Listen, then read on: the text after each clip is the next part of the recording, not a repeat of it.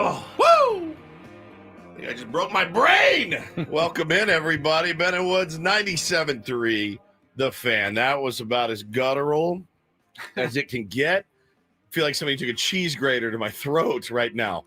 Holy smokes. Well, welcome in, everybody. Ben and Woods, 97.3, The Fan. That was 150 some odd games of frustration, all coming out at one moment. Man, welcome in, Padres fans. So good to have you here this morning.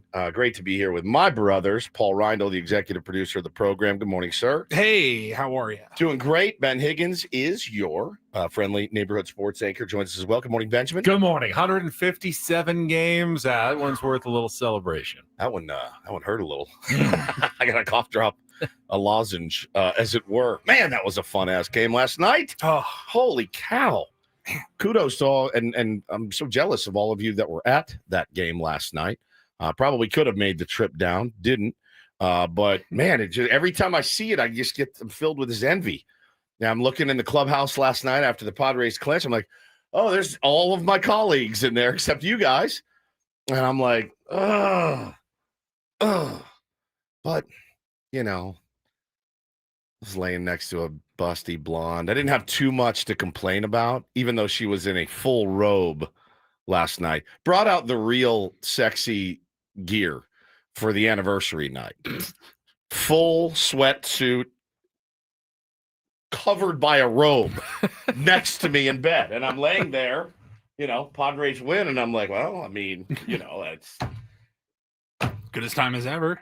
I couldn't have even, it would have taken me, I couldn't even get through the clothes. There's a robe, a full robe, tied at the waist. I'm like, what's going on here? What's happening right now? No padlock. No padlock. Had to get through the chastity belt. I lost the key. So I'm laying there, and I'm like, all right, just go to bed. It's fine. It's no big deal. But, I felt a little bit bummed because I'm watching Sammy down in there having a blast, and Ello and Scravy. I'm like, damn it, I do this every year. I say it every year. I'm not bummed enough to actually go down there, and I got to be up at 4 a.m. There's no way I can go down there the whole time. We could have, if it's one day, you can do it. The problem is you don't know what day it's going to be. It certainly didn't. There was no guarantee it was going to nap before. Yeah. For a lot of that game, it was like, okay, it's probably tomorrow. Tomorrow's probably the day. If you would have told me, hey man, here's the thing, they're gonna win tonight, but it's gonna be at 11. But you can go down there and be like, all right, done. Right? I'm gonna go down there and do it. And then if they didn't win, if there was no guarantees, I would have been like dragging ass in here today and want to go do it again. So it was amazing, man. It was amazing. What a great win. We talked all season about just haven't been many moments, for this team. Many of those big moments. We had a few last night, Paulie. I mean, my God, there were 4 or 5 moments there in the last 45 minutes of that baseball game that we certainly will talk about. But man, it was so good to see. And there's such a release, isn't there? Like it actually, when we got in this morning, we all kind of were sitting in here and it was dead quiet. And I said, well, it's very morose in here for a team, to cover a team that just clinched to go to the playoffs. And not like this happens every single year. I said, everybody okay? And I honestly think it's just say, okay, that part's behind us now. You can kind of put those worries aside and just enjoy and look back. And then, obviously you're going to look forward to next week. It's going to be insane, but pretty amazing. Just like last night, except for one major difference. No safety net. No safety net. Last night was incredible. And many guys, Manny called it, hey, that was a playoff game. Yep. And it was in every respect except one. If you lost, you had plenty of safety net for the rest of the week to get where you needed to go, which is clinching. Yeah. When you get to the playoffs, you play games like that, but you do it without the safety net. Your season could be over if you lose the game, and that's what makes the playoffs so amazing and horrible at the same time. No doubt. People in the chat are like, man, I'm so hungover. I'm dragging ass. Yeah, it was a long game. It was a longer game, went to extra innings, but it was also one of those games that you feel like really shaves 6 months off of your life as you're watching it. I mean, bases loaded, 1 out, ground balls, finding holes, ground balls not finding holes, weird close plays at the plate. I mean, it literally had it had it all. The unsung heroes, the chance to bunt and you didn't. You bunted when you shouldn't have. You know, it was literally everything. It was chaos. It was everything you could ask for in a baseball game, and you say that because your team won. That's everything you could ask for in a baseball game because your team won, and none of it matters because you got the dub. But I mean, look, had the Padres not scored in the 11th, that was still a great Still a great game. Still a great game. But the fact that I'm really glad we came out on the winning end of it. But that was a phenomenal game. It was really good. It was really, really good. Great to be here, man. Great to be here. These are those days that you live for, certainly. If you get a chance to do what we do, it is certainly worth it. I got a lot of DMs last night. And, of course, you know, as soon as they clinched, you watch the guys pile on each other and love each other. And of course you think about Peter Seidler. Of course you do. It's the first thing I thought of. And it made me cry because I thought, like, all of this still is his vision, right? All of this is exactly what he wanted. Wanted to give San Diego a chance every single year to win a World Series. We're not here without him. We're just not. And so I thought it was appropriate this morning to, again, you know, let the Seidler family know how much we love them, how much we've always loved them, and let Peter know we love you. We think about you all the time, and has always been somebody in the back of my mind that I want to try to be more like every single day. And I think the entire city, as I said before when he passed, we could all do a better job and be better citizens if we just tried to act like Peter did every single day. That's it. So it made me emotional. You know, watching it last night, it was like that happy, sad feeling. There's a very 1 year soon, the baseball gods will smile on the San Diego Padres and we will have a parade. There's a very old saying that money can't buy happiness. And I don't know if Peter's money made him happy, but his money has certainly made a lot of people in no doubt San Diego happy and better off. And the joy that the Padres, I think, have brought to this community these last few years, in particular, when you see Petco Park sold out every night. Last night was the 67th sellout of the season, which is just absolutely nuts. It's a Monday night. I mean, it would have been sold out even if it wasn't the clinching game. It would have been sold out even if it wasn't the Luis Arraez bobblehead game. Yep. There would have been 40,000 plus people there just because the Padres have made a lot of people happy, you know? And yeah, sometimes they make us sad too, but Peter did that. He decided, I think this is something that this community needs, and he just did it. And a lot of people told him he shouldn't. A lot of people tried to stop him along the way. Other baseball owners, Commissioner of Baseball, weren't too happy about Correct. it, but he said, "You know what? I'm just gonna do it. I'm gonna spend some money on my baseball team, and I'm gonna try to bring a winner to San Diego because I think this community deserves it and kind of needs a little bit." And that's what once again, we're seeing the fruition of that here at Petco Park. Yeah, I think about them all the time. Think about them all the time. Think about our conversations that we had, and obviously think about his example. And let's put it this way. If you had a child that grew up to be just like Peter Seidler, you've done your job really well, right? And so that's what I think about as I try to raise my boys, try to be more like Peter Seidler, help as many people as you can, be kind when kindness is needed. He's just was and is, to me, always a great person and a great man and a great father and husband. And that's it's a bummer that he's not here to celebrate it, but he was on the mind of this entire town last night. I don't know how you could watch that and not think about Pete. So definitely moving. You look at what goes on in the clubhouse after that, and you see the release from all the players, just like the, and it's, you can hate this team. You can be one of those guys that I know I'm a Padre fan, but I loathe this team. I loathe watching 162 games. I get it. I know who you guys are.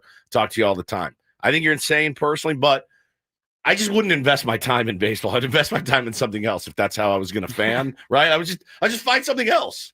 I don't know how you can watch that, even you people, and tell me that wasn't awesome, and that it's not always awesome when your team finally clinches it. And okay, it's a 5 seed. You didn't win the West. All right, I get it.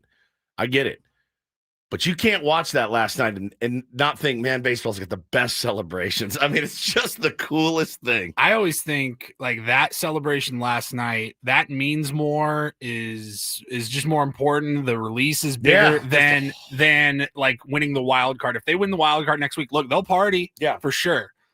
But like it just feels a little bit different. You're like, all right, well, like we just got here. We just started our journey in the postseason here. We got plenty of games left.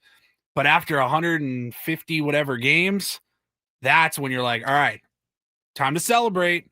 Job's not finished. Well, it's not even just 157 games. I mean, even Party Pooper Ben understands that, go back to the disappointment of how last season ended at Dodger Stadium. And they, couple days, shake it off. Couple weeks into the off season, they're already working again.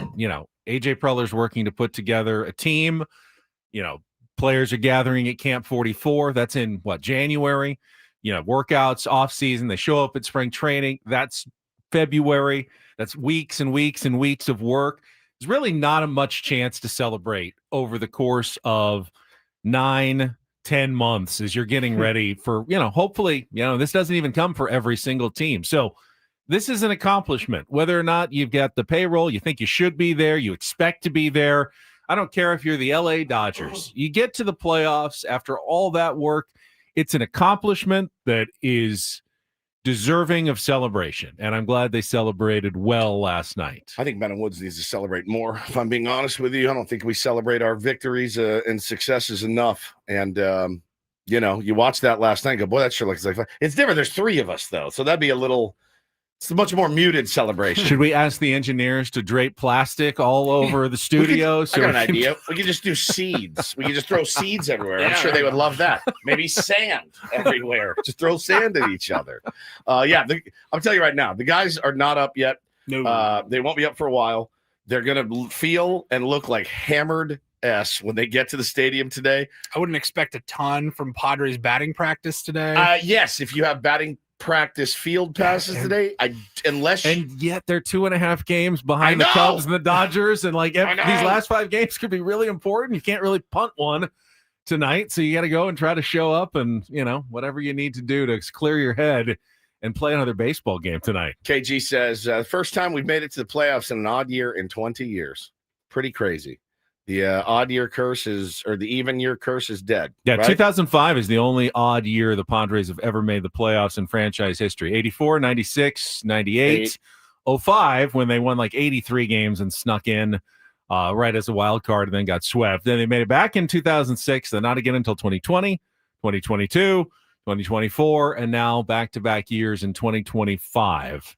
Yeah, that celebration, though, you saw they had the beers and they had the champagne, but then Manny brought out the tequila. That was the blue and white bottle. That's the Clase Azul. That's pretty good stuff.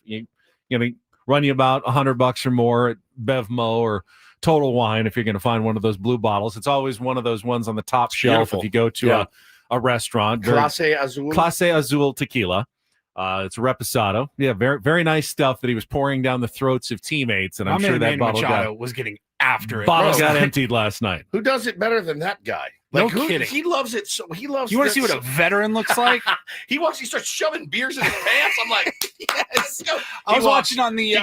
He goes right in, shirt off, no, shoes off first, shirt off, sunglasses, and then he's just jamming bottles down his pants. I'm like around his entire belt line, his waistline, in his pants. I'm like, hey man. Is he trying to take some home for later? Sneak him out of the clubhouse? Those aren't going anywhere, but he just wants to have one handy in case he needs to pour it on somebody. Yeah. My guy, see that giant ass bucket? It's got 500 beers in there. You're good. And he's got 15 on him and was just going nuts. When the sunglasses come on and the shirt goes off, you're like, all right, time to party. The music gets going. It was great. It was so much fun. And you lay there after, and I know full well, hey man, you got to get your ass to bed. You got a show to do in the morning. And then I'm like, I can't sleep. I'm too fired up. What time did you go to sleep? About 11:30. Yeah, I was like 11:40. 11:30. Yeah, I mean, it's easily 2 hours later than I usually go to sleep. Easily. Well, once you I couldn't sleep. I was so happy. I wanted to jump up and down. So I was down at Petco Park when they beat the Braves last year in the wild card and celebrated. I didn't really realize that they showed the whole thing on television. Oh yeah, it's all on the all Padres on there. And feed the or whatever. jumbotron out in the stadium. How are you turning away from that last night? I couldn't stop. It was so cool, so cool to see. Always, yeah. And I just wanted to see what was going to happen next. Yeah, obviously the news that came out yesterday: Fernando Tatis Jr. sick and under the weather, and didn't even come to the ballpark. And of course, you're thinking. I mean, there were about 10 times in my mind where I'm like, I wish he was here. I wish he was well enough to pinch hit. You know, I would have had some great opportunities last night to win a ball game with Fernando Tatis Jr. But apparently woke up, was not feeling well at all. Didn't want to infect the rest of the team. Stayed home. But then your heart breaks because that dude's played more games this season than he has ever before.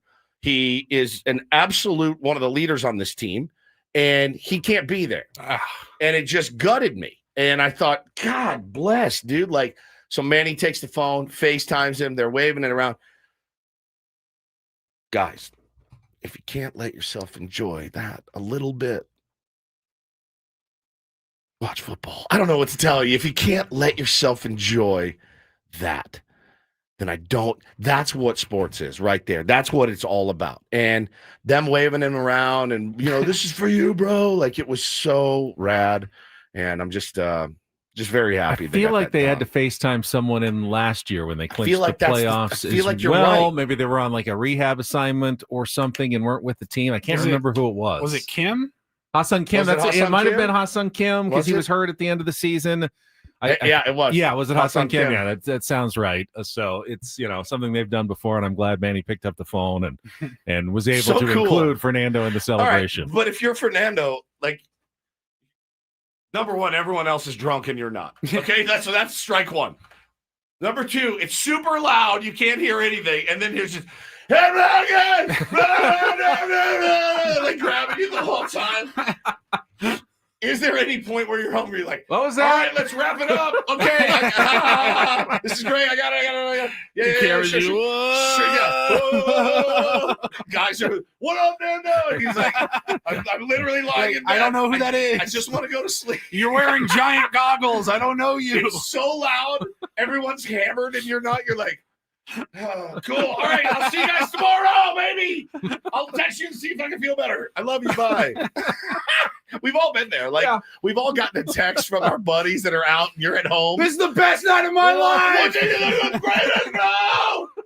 You're like, oh. It's not even FOMO at 50. It's just annoyance. You're annoyed. You're like, leave me alone. You guys are hammered. I'm in bed. Please. It was so funny, man. But it was a great night. It was a great night, man. And don't take these nights for granted, right? Don't take those nights for granted. The Padres fans that grew up here their whole lives like yourself, you can't take this for granted. You got to drink it in every single time. It was just a cool thing, and I just loved it. I loved it. It was so fun, and my wife actually woke from her slumber to watch the celebrations last night. And then I was like, I have to go to bed. She's no, leave it on. I'm like, oh, all right. So, passed out, and it was awesome. Really looking forward to coming in this morning and talking about it. Got a lot of nice DMs. You fell asleep with the TV on? Yeah. No, I did. I turned it off. Okay. I was like, that's like Russian roulette. If I wake up and I hear that trumpet music song, on loop, yes, I'll go insane. That's like the DVD that I used to watch when I only had one DVD. And it's just no. My wife literally will not watch old school anymore because she had like traumatic experiences from the DVD hearing song. that DVD looped song. I'll flip on, flipping the channel. Oh, old school's on. No. She's like, no, you can't watch that. And it's too much for me. And I'm like, I bet we could really traumatize people by finding like most played looped DVD songs. It really title tracks. It really gets. I mean, I had one DVD for like a good solid 2 to 3 weeks. That's all I had. So, oh boy, it was great, man. So let's party today. Let's have some fun. And look, it's like you have to do this, right? It's part of the job to be like, but what if blank had blanked in this, right? You have to do it, and you want this team. you want this team feeling good and set up well. Can we really? I want to really dive into like, all right, what would you do? Like, what would you do this week? Like, is Manny in the lineup today? Is Luis Arise in the lineup? This is what sucks about this time of year, because what you should be able to do is be like, I'm bringing 6 dudes up, and, you know, I'm going to give Xander a little bit. I'm going to give this guy a little bit. How would you manage it? How would you manage the pitching staff? All of that is interesting to me. I've got some thoughts. We will set the menu for the show. Looking forward to this one, obviously. After the Padres clinch a playoff berth in 2025. We'll tell you what's coming up right after our first check of traffic with, I believe, Sue Aller this morning here on 97.3 The Fan. From the 855 Get Ross Traffic Center, protecting San Diego after accidents or injury. This traffic report is brought to you by the California Office of Traffic Safety and Caltrans.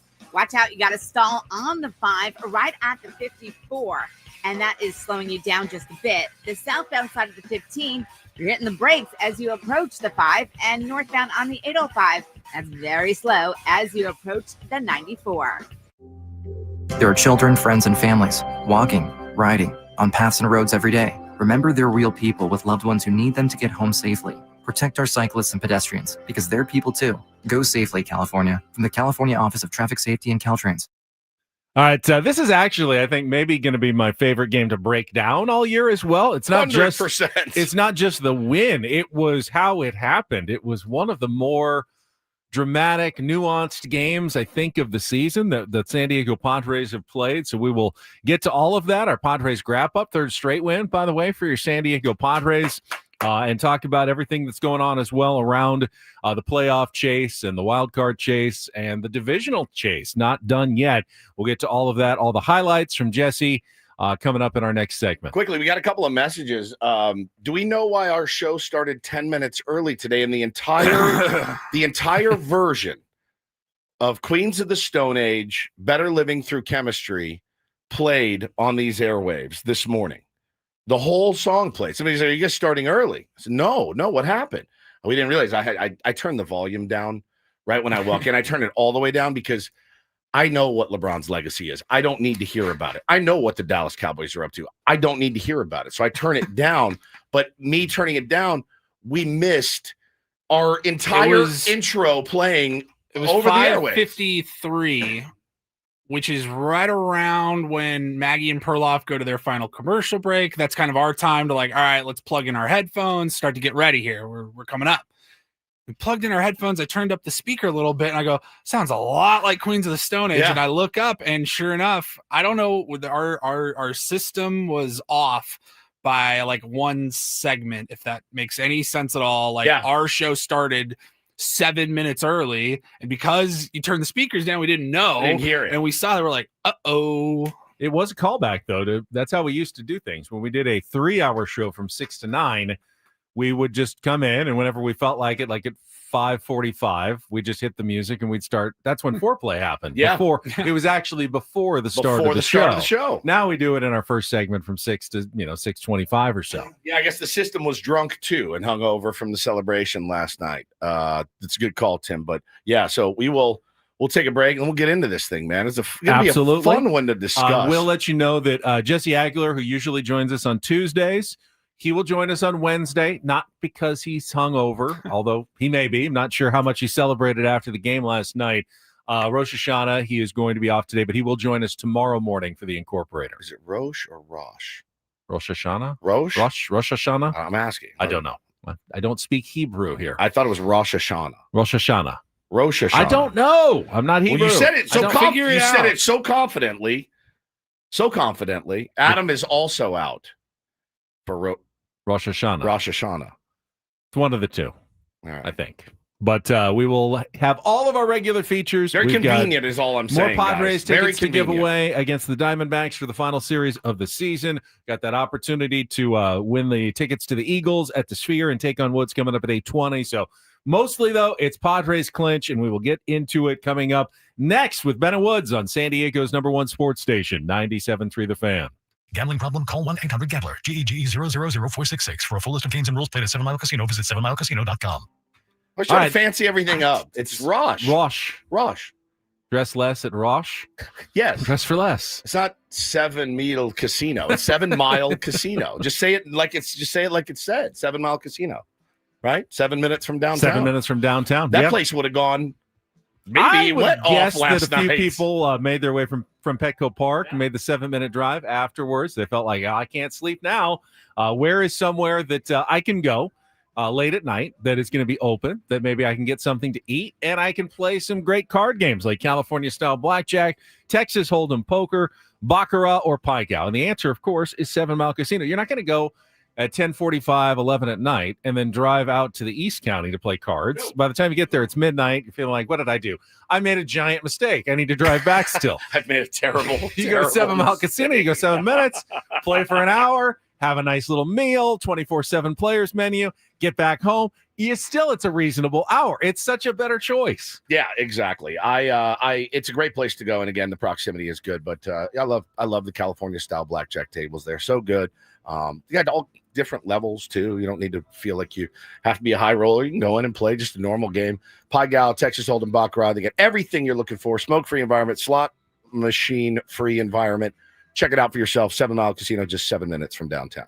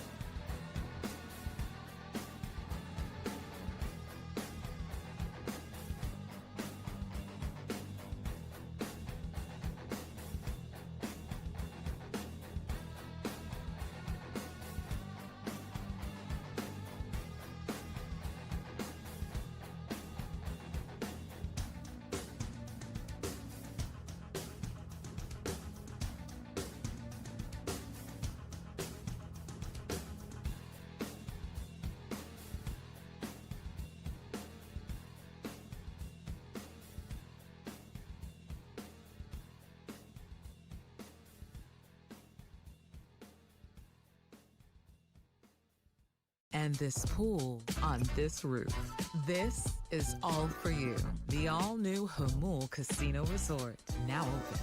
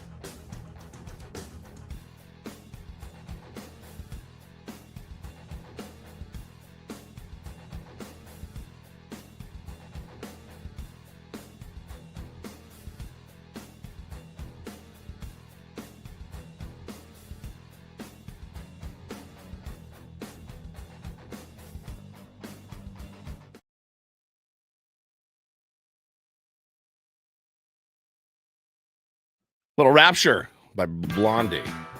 Coming at ya. 97.3 The Fan. Yeah, today's supposed to be the Rapture. Which would be a real bummer right after clinching a playoff berth. Feels right, though, doesn't it? Half the team is just taken somewhere up into the clouds and never to be seen again. And we've just left here to watch, the remnants, Speak for the yourself. leftovers in the playoffs. Can I ask a question? I'm good. Yeah. Yeah. What does that mean? Means that... Is that the one where some people go correct, yeah. and some people are left See behind? remember the show The Leftovers on HBO? Like, if you believe the HBO show. The believers and not the Bible. the dead are resurrected and the believers are taken up to heaven, and the rest of us are left here for trials and tribulations. It's not actually a very commonly held, even among Christianity, belief, but there are certain... Every year there's somebody predicts... Sects and pastors, S-E-C-T-S, sect. You're such a pervert. We're literally talking about the teachings of Jesus and the Bible, and all you do is you turn it back to sex talk. All every right, time. it's 6 o'clock in the morning. There we go, Paulie. You can't stop him. You can't shut him down. Sex. Just say sections of Pound Town. Right.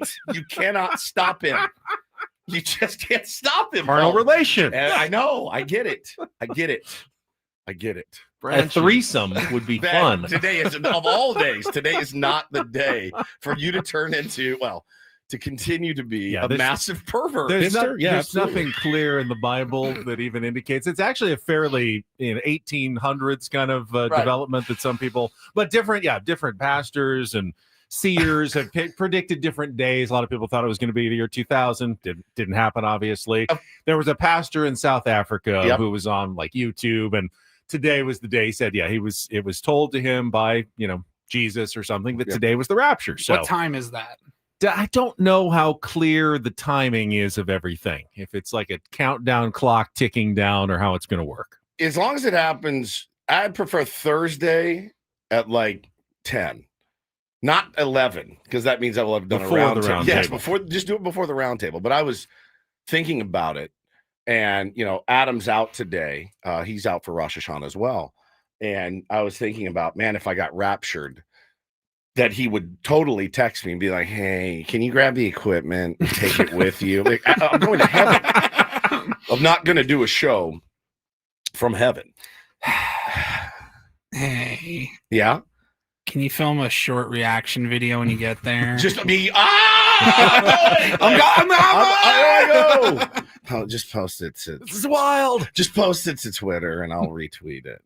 So yeah, that again could be maybe heaven for me is just one long morning show that's just funny and fun drops and.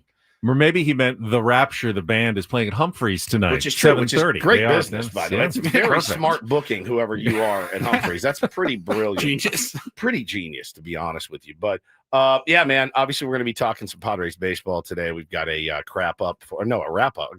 Wrap up. Third time's the charm. Woodsy. I've only heard Jesse's call of the game winner. I did hear the Freddie Fermin game winner, but I think Jesse had I heard he had an exceptional game last night. So looking forward to all the highlights. We will get into one of the more dramatic games that I can really remember at Petco Park. Man. Do that right after a check of traffic here on 97.3 The Fan. From the 855 Get Ross Traffic Center, protecting San Diego after accidents or injury. This traffic report is brought to you by Jack in the Box. Watch out, there's a stall on the 5. It's on the southbound side, right at the connector for the eastbound side for the 54. So that's going to slow you down. Now, southbound on the 15, you're hitting the brakes as you approach the 5 and starting to get busy northbound on the 805 as you approach the 94. Your hunt for the perfect breakfast sandwich is over. Jack in the Box's sourdough scramblers, starting at $3.49, come with toasted sourdough, scrambled eggs, melty cheese, and your choice of hickory smoked bacon or grilled sausage. Then does you one better by being available all day. I'm Sue Aller with Ben & Woods, San Diego's #1 sports station, 97.3 The Fan. I love winning, man. I love winning. You hear what I'm saying? It's like better than losing. Miss any of the Padres win yesterday? Ben and Woods didn't. Yeah, absolutely. We've got you covered with all of the highlights. Oh, yes. It's the Padres Wrap-Up. brought to you by Hamul Casino Resort, the Players Place. I want to go fast, but I want to go slow, and I want to go deep. Now ready to 2-2. He stumbles. It'll be a balk. And the Padres are going to take the lead as Peralta lost his footing, never threw the pitch. And Machado comes home. It's 1-0. Now visit over. First pitch swinging. Ground ball through the left side base hit. Freelick has scored. They will hold Vaughn as a good throw comes in from Johnson.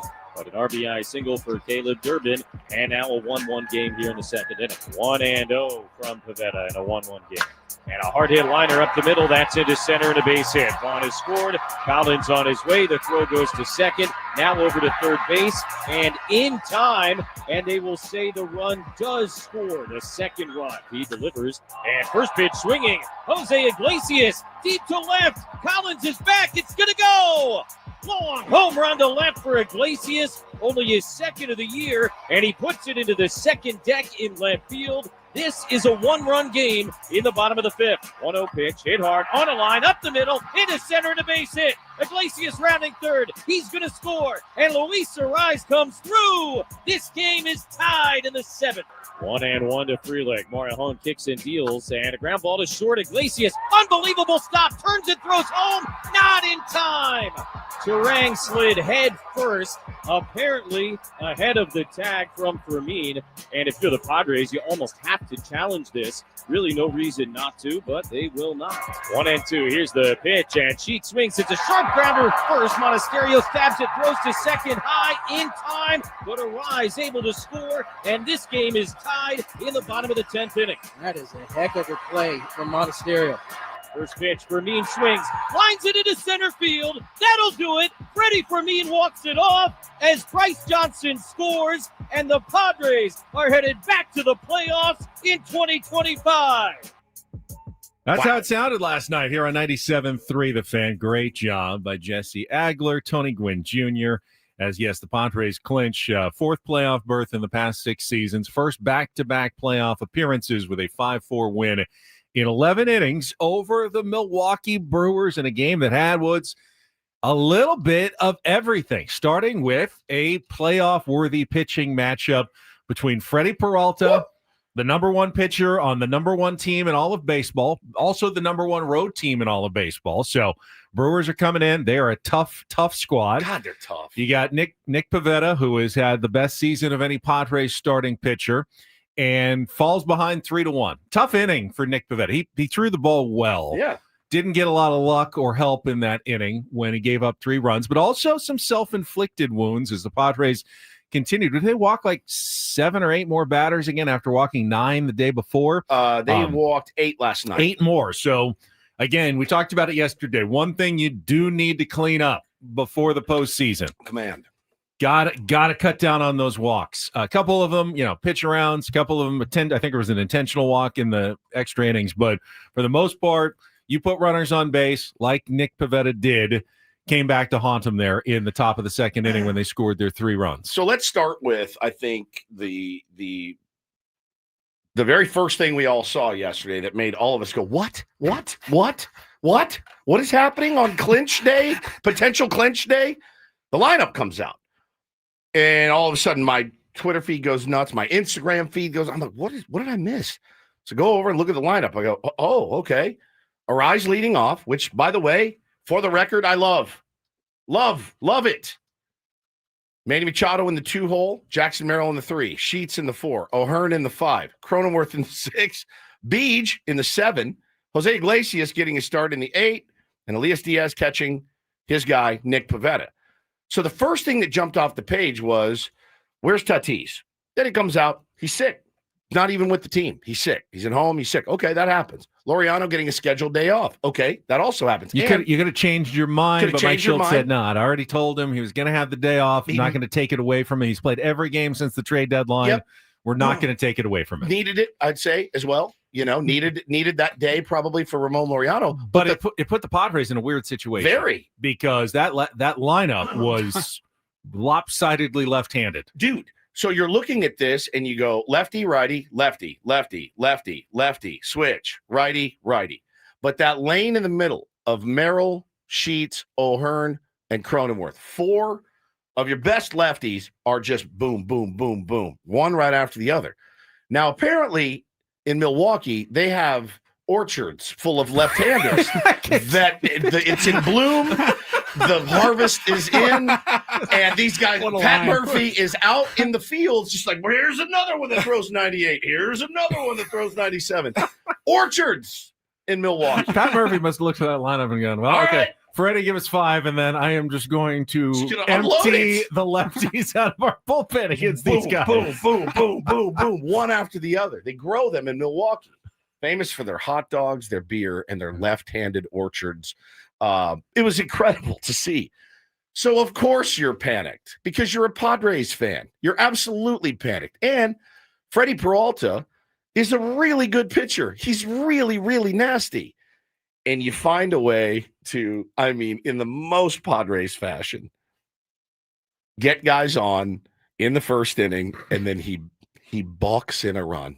He balks in a run, and you're like, I will take it. I will absolutely take it any way that I can get it.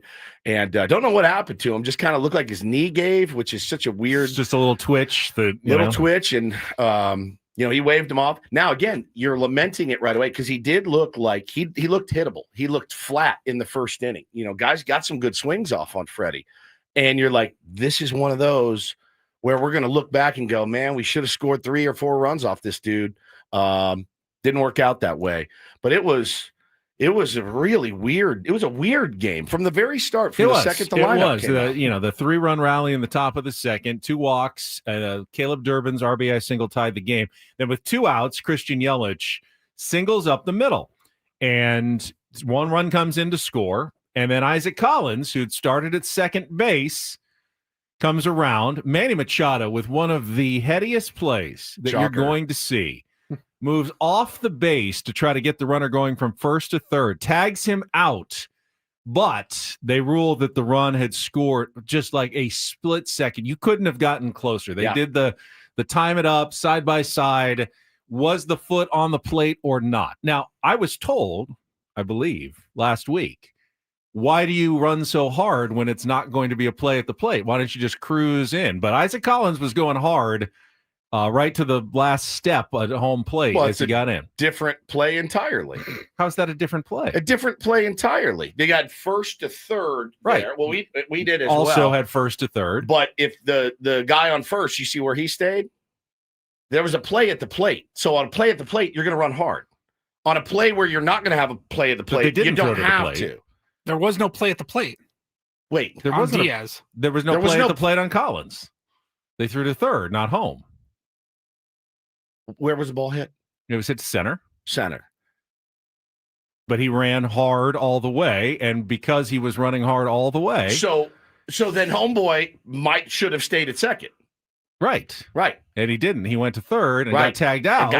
Almost cost them a run, but because the runner coming home was going as fast as he could and didn't slow down, he got the run. If he had just slowed up a little bit at the last second, he would not have scored that run. You may be right in this. Not that they're all black and white. No, they're not the same. They're it's not the same play. He could have thought the throw was coming home easily from center field, whereas Diaz knew that run was not coming home last week. It's not the exact same situation. He's never going to let this go. I know. He's never going to let this go. But I did notice that last night. I'm done arguing. Right. You're wrong. You're wrong. Still wrong. Yeah, even still after wrong. I made you think about it at least for a second. Jose Iglesias comes up with great ambush swing in the bottom of the fifth inning to get a run off Freddie Peralta. God. Did not know he had second deck power at to the left field at Petco Park. He didn't either, dude. He didn't either. He had no idea. But it was incredible. Thought, hey, I might get one fastball. Let's see if we can just get a hold of one, and he does. So that pulls the Padres within one. Gets Freddie Peralta out of the game after 5. Nick Pavetta's out of the game after 5 2/3. Padres bullpen comes in. Ron Marinacci. Remember, they don't have Mason Miller available because he had pitched the last couple of days. I wasn't sure if Suarez or Morejon were going to be available, but they said, hey, you need us. We can come in later in the game. Ended up needing them, but the bullpen gets it done. Jeremiah Estrada gets Strands runners on the corners in the 8th inning with a strikeout after a bit of a dicey inning. That was watching that inning was like watching you're tied to a chair. And your kids are juggling knives, like sharp knives. You're tied to a chair, and both of your kids are, hey, Dad, look at this. Look at this. It was the most uncomfortable inning that I've seen from a reliever. He just could not locate. The 3-0, the guy hacking on 3-0, he got a fastball that he could handle, and he hit it really, really far. But thank God, man, bailing us out of that inning. And then he threw a nasty, I think it was a changeup down and in. Nowhere near the strike zone, but he swung over the top and got out of it. Benny, that was an excruciating watch. But they got through it. The 2-out rally to tie it with 2 walks, and then Luis Arraez on bobblehead night coming through with an RBI single was huge to tie the game. 9th inning was dramatic. Bryce Johnson with the diving catch to rob Christian Yelich, probably of a double or more in the top of the 9th inning. That could have saved the game right there, but then in the bottom of the 9th, after he singles, gets stranded at second base. Bryce Johnson does, so off to extra innings. And then in the top of the 10th, Padres, of course, have Adrian Morejon. He's out there again, 3rd straight day. Gets the fly ball to right field in foul territory to Ryan O'Hearn. And this is a tough one, man. Such an interesting, because if you catch it, guy's going to tag up from second to third, and they're going to get that runner over and an opportunity to score with an out.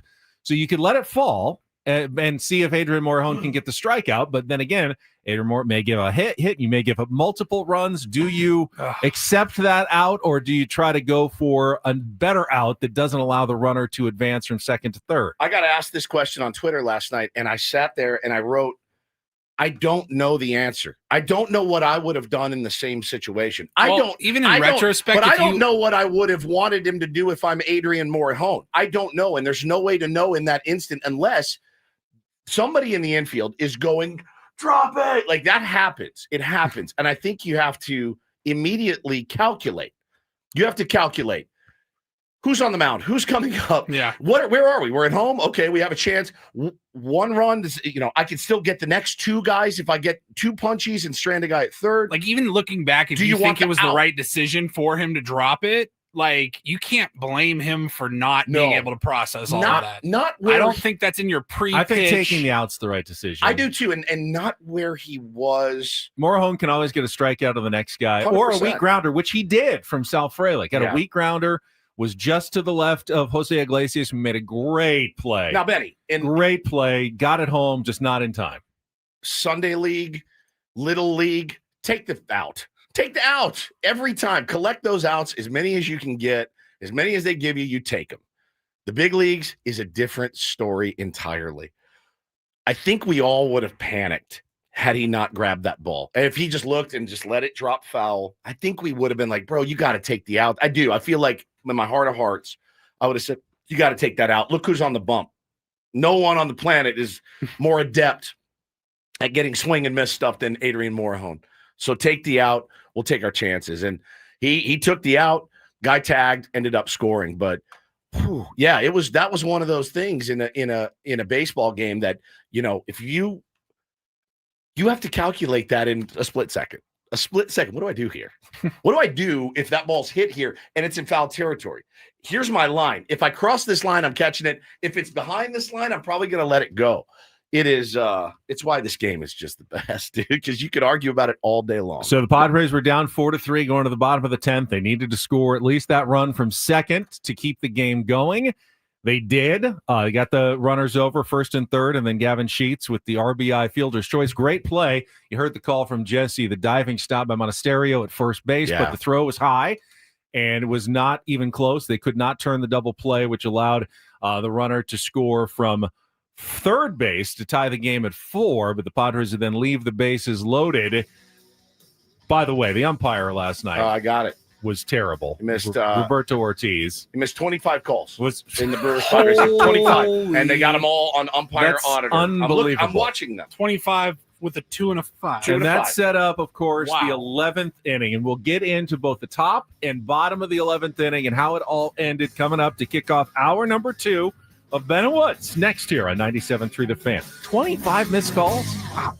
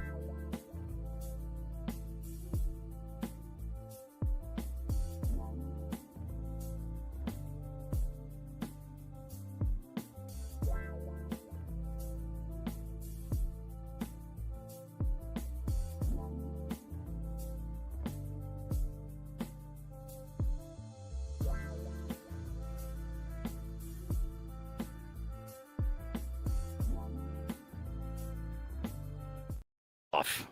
Well, I left off watching this video you reposted from Umpire Auditor of every missed call of the 25 missed calls by home plate. Both ways. Oh, yeah. I didn't do the tally on who got it better. Tons of strikes called balls, called strikes, both pitchers on the mound, righties, lefties, didn't matter. Roberto Ortiz. I'd never heard of him before. Got to go down as one of the worst home really plate bad. umpired games you'll see in a Major League Baseball. My dude was ballpark. literally back there with a coin. Right? Ball. That's a ball. There was one that went the Padres' favor. It was called a strike. I forget who was pitching. They were working around Yelich, maybe, and they threw it like 3 feet above the zone just to walk in. It was like, strike. He's like, I don't want to strike there. It's like Frank Drebin back there, dude. It was really what? Right in the middle. Dude, So we left off heading to the top of the 11th inning. Padres have used just about everybody. I think you got Yuki left in the bullpen, and they bring out the rookie, Bradley Rodriguez. What a call. He is a dog. What a gutsy call by the skipper Mike Shilton in that scenario, right? Can get swing and miss, and also gets a lot of ground balls. Had a 55% ground ball rate in the minor leagues. You know what else he is? Terrifying. He's intimidating. He's got the glasses. He's Rick Vaughn. Goggles. He's goggles. Goggle Well, I glasses. think They're glasses, but yeah. they look kind of. They're like Oakley's or whatever. You know, he throws hard, and you're not totally sure where it's going. Don't dig in. He's intimidating, and he has like an 80 grade changeup as well. So I'm going to gear up for the heater.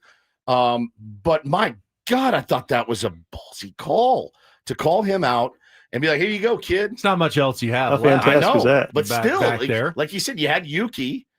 Oh, Yuki's serving it up. I'm sorry. You know he's serving it up in that spot. Yeah, it gets it up to triple digits with the fastball. Gives up the ground ball. Jake Cronenworth makes an incredible diving play to get the runner between second and third. But, Brewers are a smart team. He gets hung up long enough to allow the runner behind him to get to second. So now you've got runner at second and one out. Then he gets the tiny little nubber in front of the plate. Great pitching, but unfortunately, I don't think, even though he and Fermin kind of collided, I don't think there was going to be an out on that play. I think that was going to be an infield single no matter what. It was too far away from home plate. The thing I worried about was when Bradley ran after it, I'm like, he's sailing this ball that's what I thought into too. right field. I'm going to let Freddie take a shot there probably. But, hey, man, didn't work out in that case. And then just standing there looking at each other like, whoops, my bad. So then you walk to load the bases for Jackson Churio. And the long at-bat proceeds between Rodriguez and Churio. Loud. You see Rodriguez holding his glove to his ear so he can hear the pitch come. You get to the 3-2 count. He can't hear it. The pitch comes, so you've got this delay, right? And it's 3-2, and it's like, what are you going to do? Bases are loaded. There's nowhere to put him. A walk gives the Brewers the lead again. You've got to throw. You've got to come up with the pitch of your life here at this point. And he gets Churio to ground up the middle into the double play. 4-3 double play. Jay Cronenworth turns it to end the inning without a run scoring. What a moment that was for the Padres. What a moment it was for young Bradley Rodriguez. Well, and the chopper, the boom, one-hop chopper, you see him go up, you see his arm go up, and you go, oh, no, kid, don't do it. They're there. Like, you trust your defense that they're in the right spot, and Croney was in the exact right spot. Now, if that ball ticks off his glove, we don't win that game.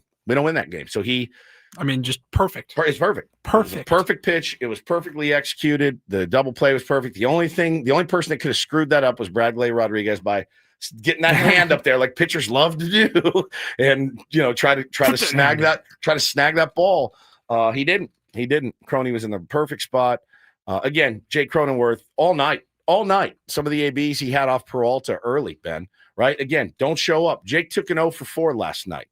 Didn't feel like an 0 for 4 at all. Watching him grind out Peralta, watching him wear those guys down, and then can pick anything. Just phenomenal with the glove last night. But, man, exhale. And then the bottom of the 11th, you have Iglesias bunting Johnson over from second to third after he had failed to successfully execute a sacrifice bunt in his previous at-bat. That was really a tough one. And the reason that it was a tough one for me is You could tell that that was in the bottom of the ninth when Yeah. Johnson had led off with a single and he popped it up to the pitcher. So there's a couple different things. Number one, bro, he's a pro. You don't need he was all extra with his bunt instead of just squaring. Like he was doing like he was whipping it forward. He was just doing like bits up there. He was doing a Candelita show. Like we get it. You're a singer. Just relax. Don't be a front man right now. Be a drummer. Be a bass player.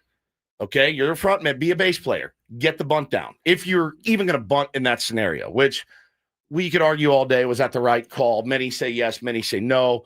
You said who's the guy that was pitching? Uribe. You know, bad matchup for Iglesias. Righty, tough. I go, yeah, but he's a bad matchup for Fermin too. If you bunt, you got to know there's a guy behind who's playing behind you, and so didn't get the job done. Popped it straight up, free out, real. It kind of takes the air out of the sails. But then he gets it down. Got it down. Another tough bunt there. Moves the runner from second to third, which probably would have scored on Fermin's single anyway. Johnson's got good speed, but makes it a foregone conclusion. And I think it adds at least to the stress of the pitcher, obviously. Moving the runner from second to third. Can't bounce one. Can't bounce one. So he gave Fermin something on the outside part of the plate that he could reach. Nice little piece of hitting. Drives it to center field for the single. Ball game over. Padres clinch their playoff spot. Thanks to one of the guys acquired at the trade deadline coming through in that game with Freddie Fermin, getting the credit for the walk-off win. It was awesome. It was an awesome game. What a moment for Freddie as well. All the guys contributed. I thought, the guys, the knock, and, we didn't win the game at that point, but like getting clutch knocks, Benny, and Gavin Sheets smoked the ball. Ryan O'Hearn, big knock there. Like, this is what you want. This is what you want. Really tough ABs from your guys. It was a really, really special moment in a season where there's been a lot of wins, right? There's been a lot of wins, but there hasn't been that special bring us all together moment, and the way we clinched last year and the way we clinched this year, pretty cool. Pretty cool. Thought about that too. Yeah. It was the only way last year could have been better is if it was at home. Right. Kind of badass to do it at Dodger Stadium a little bit. Very much so. On a triple play. It's going to be tough to top. Freddie Fermin, I'm going to give you my hat tip, but nothing's going to top that. But so awesome. Here's where things stand now. Padres with 5 games remaining. Other contenders with 6 games remaining. The Padres now trail the Dodgers by 2.5 games in the NL West. The Dodgers will play the Arizona Diamondbacks the next 3 days at Chase Field, a Diamondbacks team that is still... Are they fighting for their lives? Absolutely is fighting for their lives. They're a game out of the wild card, so they are going as hard as they possibly can against the Dodgers the next 3 days. Again, it's the odds are long. Padres would need to finish ahead of the Dodgers, which means a tie is not good enough. But, if the next couple of days go the Padres way and Arizona can pull off a couple of wins, you can make things very interesting this weekend. Meanwhile, a little more realistic scenario, the Padres trail the Cubs by 2.5 games for the number 4 seed and the right to host the wild card series between those two teams. The Cubs will play the New York Mets the next 3 days at Wrigley Field, another team that is desperate and fighting for their lives, currently tied with the Reds for that playoff spot. And the Cubs just lost 4 in a row to the Cincinnati Reds, who are fighting for their lives. So the Reds got Pittsburgh. I think, to me, the Reds have Pittsburgh, which doesn't matter at this point. Padres are in. So that I mean, for them. Yeah, for them. But what matters for the Padres is how are the Cubs going to play the next 3 days? And the good news is the Cubs game starts 2 hours before the Padres game tonight. So you have an idea, at least. Game might not be over, but you'll have an idea going into the game. Like, well, we could pick up a game tonight if we win and get to a game and a half out. And you'll definitely know by the 3rd or 4th inning. I mean, possibly, yeah, certainly by the 3rd or 4th inning of the Padres game, you'll know if the Cubs have lost. And then if they do, you kind of have to, hit the gas pedal a little bit. If you're up 2-1 and you see that final score, you have to bring out the cavalry. I think you manage differently. If the Cubs lose, you're going a little bit harder. If the Cubs win, you can, all right, let's rest some guys. If we lose this one, we fall 3.5 back. It's probably over. We're heading to Chicago next week. But I am not envious of that position today. Hey, who doesn't have weighing rest versus who doesn't have violent diarrhea and the DTs from last night's celebration because I need 9 guys out there to play baseball today because again, technically, yeah, there could be some opportunity to get a home playoff series. Again, a bit of a long shot, I would say, a bit of a long shot, but still there. And I guess while there's a choice, for me, I would like to not see. I'd like to see Jeremiah get 4 days off. You know, I'd like to see Mason Miller get a few days off. I would like to see Wandy Peralta and Adrian Morahone and Robert Suarez get 4 days off. Like, don't pitch. This would be a great day for baseball to happen. Like, you're going up against weird baseball. Yeah, you're going up against Bruce Zimmerman. I mean, I don't care who's in the starting lineup. Padres somehow score like 9 in the first inning. Yeah, it'd be Randy Vasquez. Hey, can you give us 8 today? Right. And we need baseball. We need kind of some weird baseball tonight because the Padres are going to be at whatever, when the tank is on fumes going into a game, your bullpen is on fumes, you're hungover, you just put everything you had into that last game. But is there a way you can find a way to win this game tonight? Because it could impact you here in this last week of the season. But only if the Cubs lose. Probably, so, yeah. Like waiting for someone to lose, I need to manage my team. I need to manage my team. I think that's the key. You have to pick a plan and stick with it. I mean, really, like I have to manage my team. And my team needs rest. My bullpen needs rest. My bullpen has been overworked. They have. They need rest. Now, Pat Murphy needed his bullpen a lot last night, too. He did. They pitched, 6 innings out of their bullpen as well. But they also need these games because if they want to hold on to the number 1 seed for home field advantage in the National League, they're currently only 2.5 games up on the Phillies. I'm so on the fence. I mean, they don't need every game, but, they're probably fence. looking, hey, if we can get this one, we're probably in good shape. So I don't like this feeling. Because I don't think if you were vehement that they needed to go balls to the wall, I can't argue with you. But if you were vehement that they need to rest everybody that's important, I also can't argue with you. I can't. You can make a case really either way. Now, you want to have your cake and eat it too. You want to be able to rest guys, but somehow get the win, which would be, obviously that's the hardest situation to pull off. But that's what you're hoping for tonight is find a way to win, but still get your bullpen guys rest, get a couple of guys out of the lineup, try not to risk any injuries, but also, win the game and see if you can earn a home playoff series or even possibly a division title at the end of the week if the Dodgers do stumble to the finish line against a couple of teams that have a lot to play for this week. Yeah, that are good. Yeah, Zen says this is not a situation to Cadillac your way home. Okay. It might be, though. That's the thing is like Zen, like I just said, I don't necessarily disagree with you. I don't. But the pragmatic side of me says, dude, we clinched, right? Playing for home field is certainly something. We are 20 games better at home than we are on the road. We are. But I'm looking at the bullpen chart right now going, these guys they gotta sleep. They gotta sleep. They gotta sit. Morahone has pitched 3 nights in a row. He needs to sit. Suarez has pitched 3 nights in a row. He needs to sit. Estrada's gone 3 out of 4. He looks worked. Like, if you want to do this, but you're telling me you're only going to throw Hart, Marinaccio, and Yuki, fine. Try to win a ball game with those guys, but I don't need to see Mason Miller out there tonight. I really don't. I would love to see these guys sharp because what happens next week, if you're grinding to get home field advantage and somehow you don't get it because it's baseball and the Cubs are good and they win, you're like, my God, we burned these guys through. It's just a tough. It's a tough. Well, think about it this way: if we know what the best case scenario is, and that is winning games while also resting your bullpen, resting some guys. Baseball happens. You hit some home runs and you win games. What's the worst case scenario? Chasing, pushing guys hard to try to get a home playoff series, but not getting there because you don't get the help you need. So then you've continued to torch your bullpen. You've chased. And now you still have to go on the road on Tuesday to face the Chicago Cubs, but you do so in a weakened state where guys aren't feeling as good as they possibly could have. The safest thing to do right now is to rest guys and hope that you still find ways to win games. But the safe thing to do is you're not using any of your high leverage bullpen arms at the end of this game. We have every different opinion in the chat.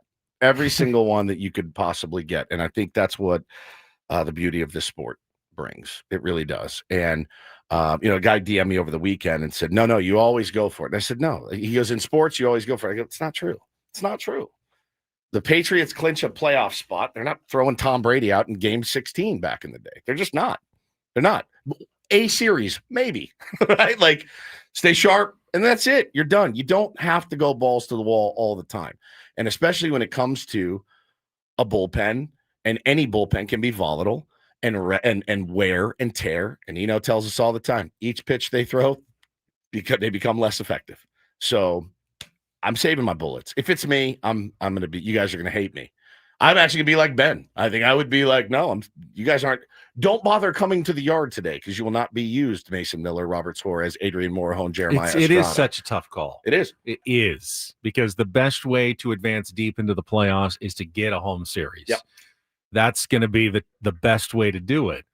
But you can't control that. You may not get the help you need. You could win every game and still not get a home playoff series. Correct. If you were controlling your own destiny, I might feel a little different. Yeah, different story. But you don't. So not resign yourself. Resign is the wrong word. But mentally prepare yourself that you're going to Chicago next week.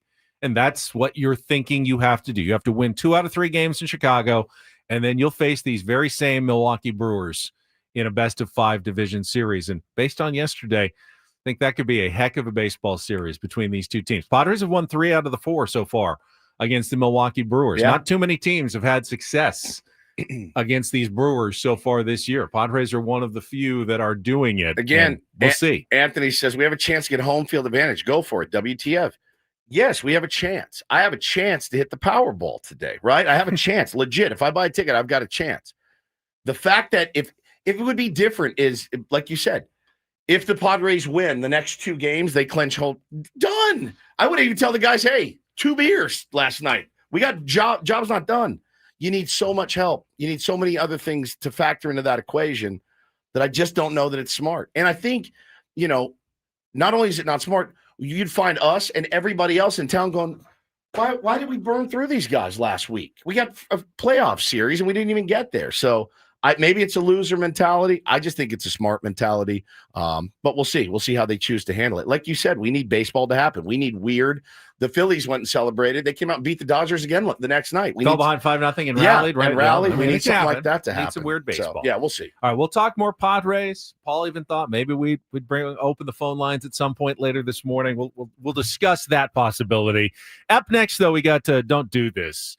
How about Tom Brady? Really unforced error. Is starting his 2nd season as a broadcaster this weekend, and he is hearing it from multiple people about what he did wrong this weekend on the broadcast. Yeah, it was kind of a weird comment. Very weird. Also, I want to talk a little Ryder Cup with you. I want to get your take on to get paid or not to get paid. That is coming up next with Ben and Woods after a check of traffic here on 97.3 The Fan. Quickly, gang, let me tell you about QC Kinetics. Been a life changer, life saver for me. I wasn't dying or anything. I was just in a tremendous amount of pain and was not able to do things that I wanted to do. I wanted to play ball again. I wanted to play golf, wanted to play the guitar, pick my kids up, things like that. Couldn't do it. Had no idea what was wrong with my wrist. Thought I needed wrist surgery. Went into QC Kinetics. Turns out I didn't.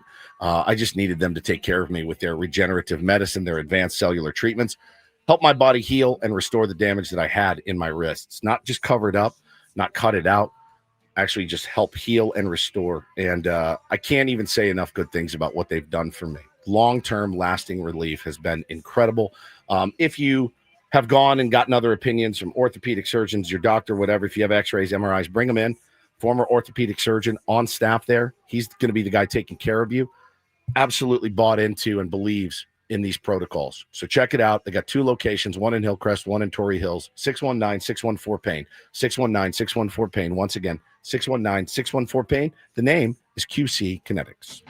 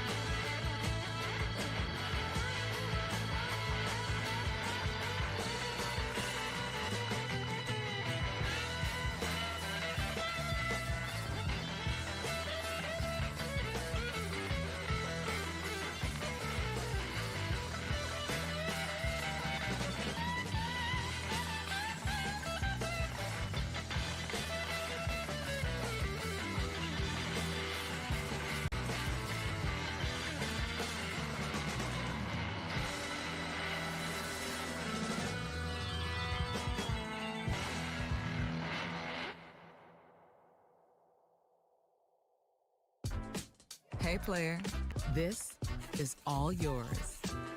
The spa with this. Ah. And this pool on this roof. This is all for you. The all-new Hamul Casino Resort, now open.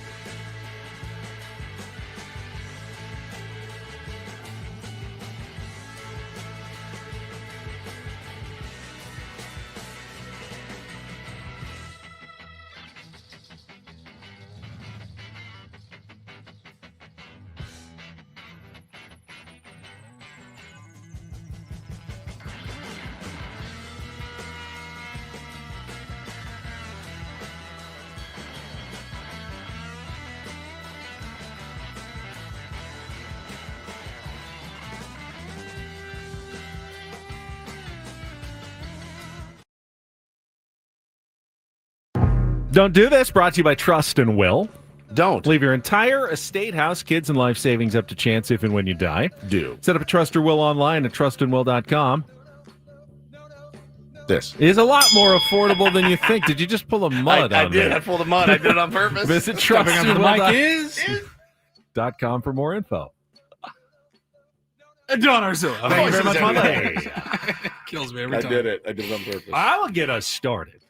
Tom Brady might be lucky if he's still on the air this week. So bad, Tom man. Brady broadcasting for Fox the Dallas Cowboys Chicago Bears game on Sunday, and things are not going well for the Cowboys. Dak Prescott throws a pass to George Pickens, drops it off his hands, ends up as an interception. George Pickens comes to the sideline, grabs his helmet off his head, slams it hard against the ground, showing his frustration. And Tom Brady, this is what he had to say about it. I had not heard this until Yeah. about 30 seconds ago. Some of the most unhinged comments I've ever heard in a football game. It's unhinged. What the hell? And Pick's not happy. Yeah, those helmets can be. It's like the dog at home. Time out on the field. Huh? Wow. Kick Right. the dog, throw the helmet, Man, oh, whatever man. it is. Whatever it takes. So he's saying it's okay. George Pickens needs to get that frustration out by throwing his helmet, maybe damaging showed him on the it. sideline. He was mad. And Tom Brady says it's like the dog at home. Then he clarifies just to make it worse and says, kick the dog. Do what you have to do. Yeah, if you're frustrated, you throw the helmet, kick the dog. What? What? On what planet? Yeah, go home, beat your kids, whatever it takes. What? What are you saying? As you can imagine, Tom Brady is What? getting some blowback, including from the folks at PETA. Yeah, PETA for the PETA's ethical gonna get treatment you, of dude. animals. They're going to get you every time. And I can't say that they're wrong. Tom Brady has not, I believe, addressed the criticism yet. I think he's It's going like to the dog at home. What? Yeah, What? Right. Those helmets, it's like a dog at It's like a home. dog. You kick it when you're frustrated. Um, Maybe he said crank the hog, Ray said. No, he said kick the dog. Kick the dog. Do whatever you have to do. Yeah, do what you have to do. You don't have No, to. that's No, not, you do not have to you do don't that. have to do that. You can throw your helmet. I don't mind if a guy throws his helmet. Come crank your hog. Whoa, don't hurt your teammate, anything like that. But I mean, if you have like maybe an oversized, like a stuffed dog, that's okay, like a stuffed I animal. didn't get that sense that that's what he was referring to. I didn't get that either. This is kind of a combo, don't and do, and maybe nothing at all. But I wanted to. Let's go ahead and play it, Paul. You can play DD. DD Mega Doo-Doo. A lot has been made. The Ryder Cup, first of all, is one of the most fascinating events in golf, and it's going on. It starts on Thursday, Friday. It's going to be incredible. Bethpage Black. And it's the U.S. against Europe. And a lot was made. This is the first year that the teams can get paid to play in the Ryder Cup. Typically, it has been for pride and country and continent. Right. Well, Europe came out immediately and said, no. My guys, it was Luke Donald, European captain, said, nope. Every one of my guys said, this isn't a week to get paid. We have such a strong purpose in this team and what we play for. Then it comes out, the Americans were like, we're actually going to get paid. But then it comes out, Ben, yeah, we're going to get paid, but we're going to give the money to charity. Some of it. So the PGA of America announced in December that it would be providing U.S. captain Keegan Bradley and his players $500,000 each for the Ryder Cup this fall. Players will have to donate $300,000 of that to charity, but the remaining $200,000 is being considered a stipend. They can do with that what they wish. So they have taken the $500,000, and Europe has declined the $500,000. But now, here's the thing: the PGA of America makes a lot of money. They charge for tickets. They charge for TV rights. I mean, this is their big money maker. Should you not pay the players who are the ones that everybody is tuning in to see? If you put on a Ryder Cup, but you just had, let's just get 12 random Americans versus 12 random Europeans, no one would watch it. They're only watching it because they're the best players in the world. So shouldn't they take some of that, all the money that's made from the Ryder Cup, and at least go to the, employees who are doing the work over these 3 days? Europe put the U.S. in a horrible spot. They did. I mean, which is great. That's exactly what you want to do. Paulie, I feel like we've done this to Ben before. Painted him in a corner where we're like, you know what? We'll just pay. And he's like, okay. Yeah. I mean, we work for a company. They really should be paying for this. They're not. Yeah, so we'll just pay. We'll just do it. And he's way easier. And I feel like we've done this to you many times. Hack it up 3 ways. Let's just go. Right? Yeah. We have done this for sure. And Ben always he capitulates at the end, but you can tell it's really so. You're in the room. You're one of the guys that they selected. Captain comes in. He goes, all right, guys, here's the deal. Those Europeans, they got us again. They're not taking any money. They're not taking any. We look like a-holes right now for wanting to even get $200,000. What are you, Ben Higgins, chosen member of the Ryder Cup, saying? I'm saying, isn't it a shame that those European players don't care about their charities, that they're not going to donate the money that they're not taking, that we, the generous Americans, are going to be donating at least 60% of everything we make. So what happens this to that week money? To charity? What happens to the money that Europe... the PGA of America gets to keep it? They give it to their charities? I don't know. I don't know. There's a lot of charitable contribution that goes on in golf, which is a good thing. But nowadays, with LIV and everything, it is more about the money than it's ever been before. And a lot of these Ryder Cuppers, other than Bryson DeChambeau and Tyrrell Hatton and John Rahm, they're not getting the LIV money either. Bryson said he's donating all of his to charity. So now Bryson has even put the rest of Bryson, who took, billions of dollars, million or whatever it is, 500 million to go to LIV, is I'll donate the other 200,000 that I couldn't possibly need to charity.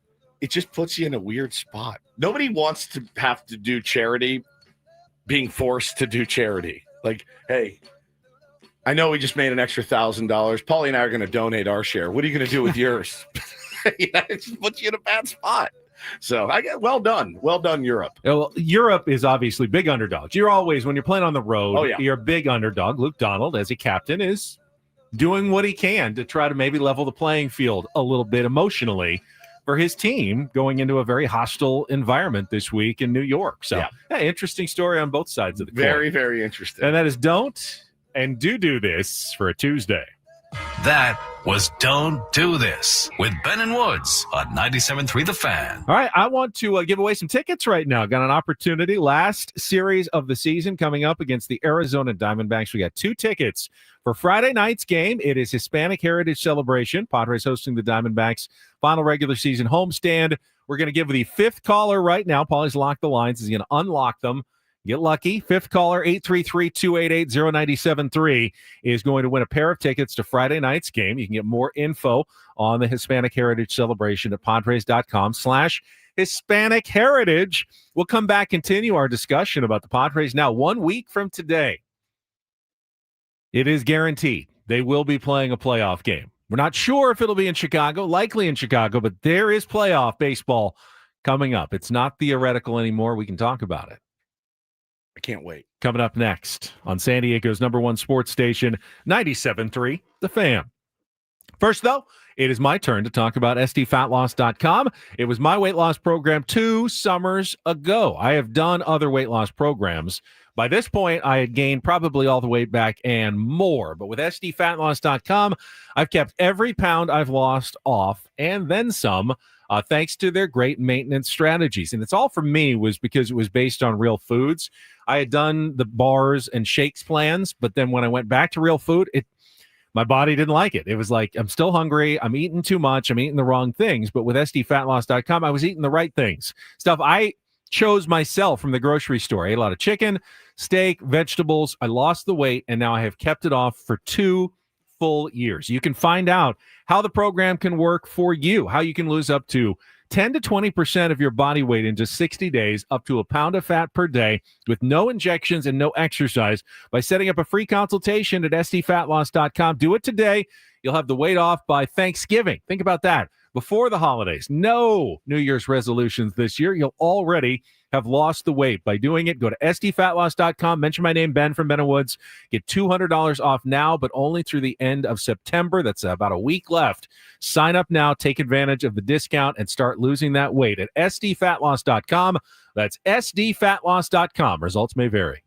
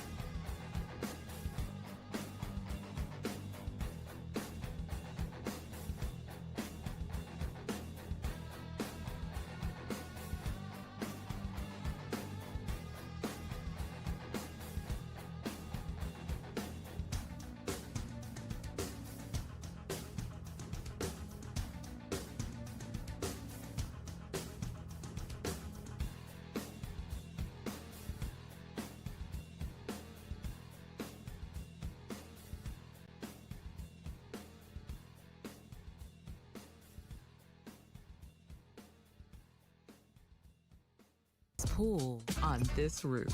This is all for you. The all-new Hamul Casino Resort, now open.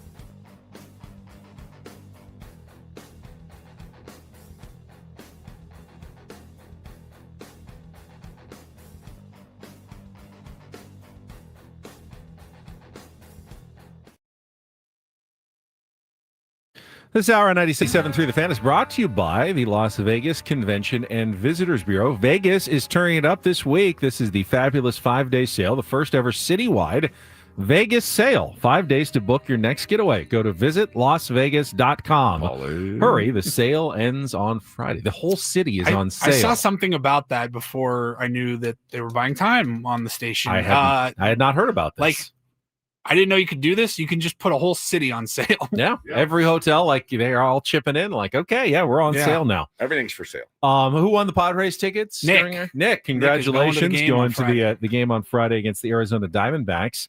It's Ben Woods. A couple of injury notes. You mentioned, obviously, Fernando Tatis Jr. was sick. No word on what that illness is. Flu, cold, strep throat. I took a lot of vitamin C yesterday. Still feeling fine. I'm Hawkeyeing you. Feeling good today. So far, so good. Xander Bogaerts, we expected to be back. Dennis Lynn, Kevin Acee kind of had all reported that he was going to be back. He was not back yesterday, but Mike Schultz said he went through a very vigorous workout at Petco Park. Did so much that they felt like we can't make him play the game now. Yeah. But if he recovers from that well, the expectation could be that he is activated from the injured list today. Activated from the injured list today. Activated. We need to bring Flubs back. And then David Morgan is also reportedly getting close to coming back and could be activated tomorrow. We don't talk enough on this program about Ron Marinaccio. Why the guy all he does is get outs. He's nasty. Did you see his slider last? I don't know his IVB and all that is axis rotation. The dude is great. I feel comfortable when he comes in. Do you guys not? Like Ron Marinaccio, no one ever talks about him. He put up good numbers. Yeah. Generally, he was with the New York Yankees, and then the Yankees didn't have room for him, and he was designated for assignment late last year. I believe he was briefly picked up by the White Sox between seasons, but they also then didn't have room for him, so they designated for him assignment in January, and AJ Preller just goes, I like what I saw from this guy, and I've got room on my 40-man, so I am claiming him. He was claimed on January 24th. He's been obviously at AAA most of the season, but when he has come up and gotten his opportunity, he has come through for the San Diego Padres. He hasn't pitched enough for the he doesn't have enough. I don't think I'm looking at his Savant page right now, but he's in 7 games, he's got an 0.84 ERA. He's got 10 innings pitched, 12 strikeouts. His whip is 0.94. Feels weapony to me. Like feels like you saw some of the sliders he was throwing last night, or maybe it was a sweeper. Nasty. I mean, nasty, like a wiffle ball. So I'm looking at this going, okay, like maybe that's a guy that can eat innings. And listen, what a great week for him. Like this is the week where you can get a lot of action as they're going to be resting some of the high leverage guys. Yeah, and you'll probably need him again today, given the state of your bullpen. He threw 17 last night. The question is, after this week, you're not looking for innings eaters. You need your highest leverage guys. Is he there yet? I don't know that he's there yet, that you're trusting him in a playoff game and a close situation. In a 5-game series or a 7-game series, you may need a guy like that. Yeah, I mean, you may need David Morgan this week to come back and pitch some innings as well. That adds a little more depth to your bullpen. So if he does come back tomorrow, and we've talked about it before, AJ Preller is going to face a tough decision, I believe, in setting up his 26-man roster for the wild card series. Who do you leave off of that roster, bullpen-wise? Yuki Matsui. All right, that's fine. The fact that he hasn't been used that much would indicate that you could leave him off. Can they? Can they choose? I thought he has like a weird contract. Like, no, you can't. At the end of the season, down. you don't have to put anyone on a playoff roster. I believe there's nowhere to send anyone down. The minor league season is over. Yeah. I believe you. You can't So choose you're not everyone. playing. I believe you can just choose who you want. 26 guys. Now you don't need all your starters necessarily. You need 3. Correct. So you take your 3 starters, one of which will be Nick Pivetta. We know that. One of which I assume, will be Michael King. The 3rd slot is Yu Darvish, probably. Do you leave then Dylan Cease and Randy Vasquez off your playoff roster, or do you put them into the bullpen in a role that they are not familiar with this season? Is it 13-13? It is 13-13. So that leaves me with 10 But other arms. if you're keeping them on the roster, yeah, you could add more bullpen guys. You could keep Marinaccio, you could keep David Morgan all around, but you might have to leave off Randy Vasquez and or Dylan Cease.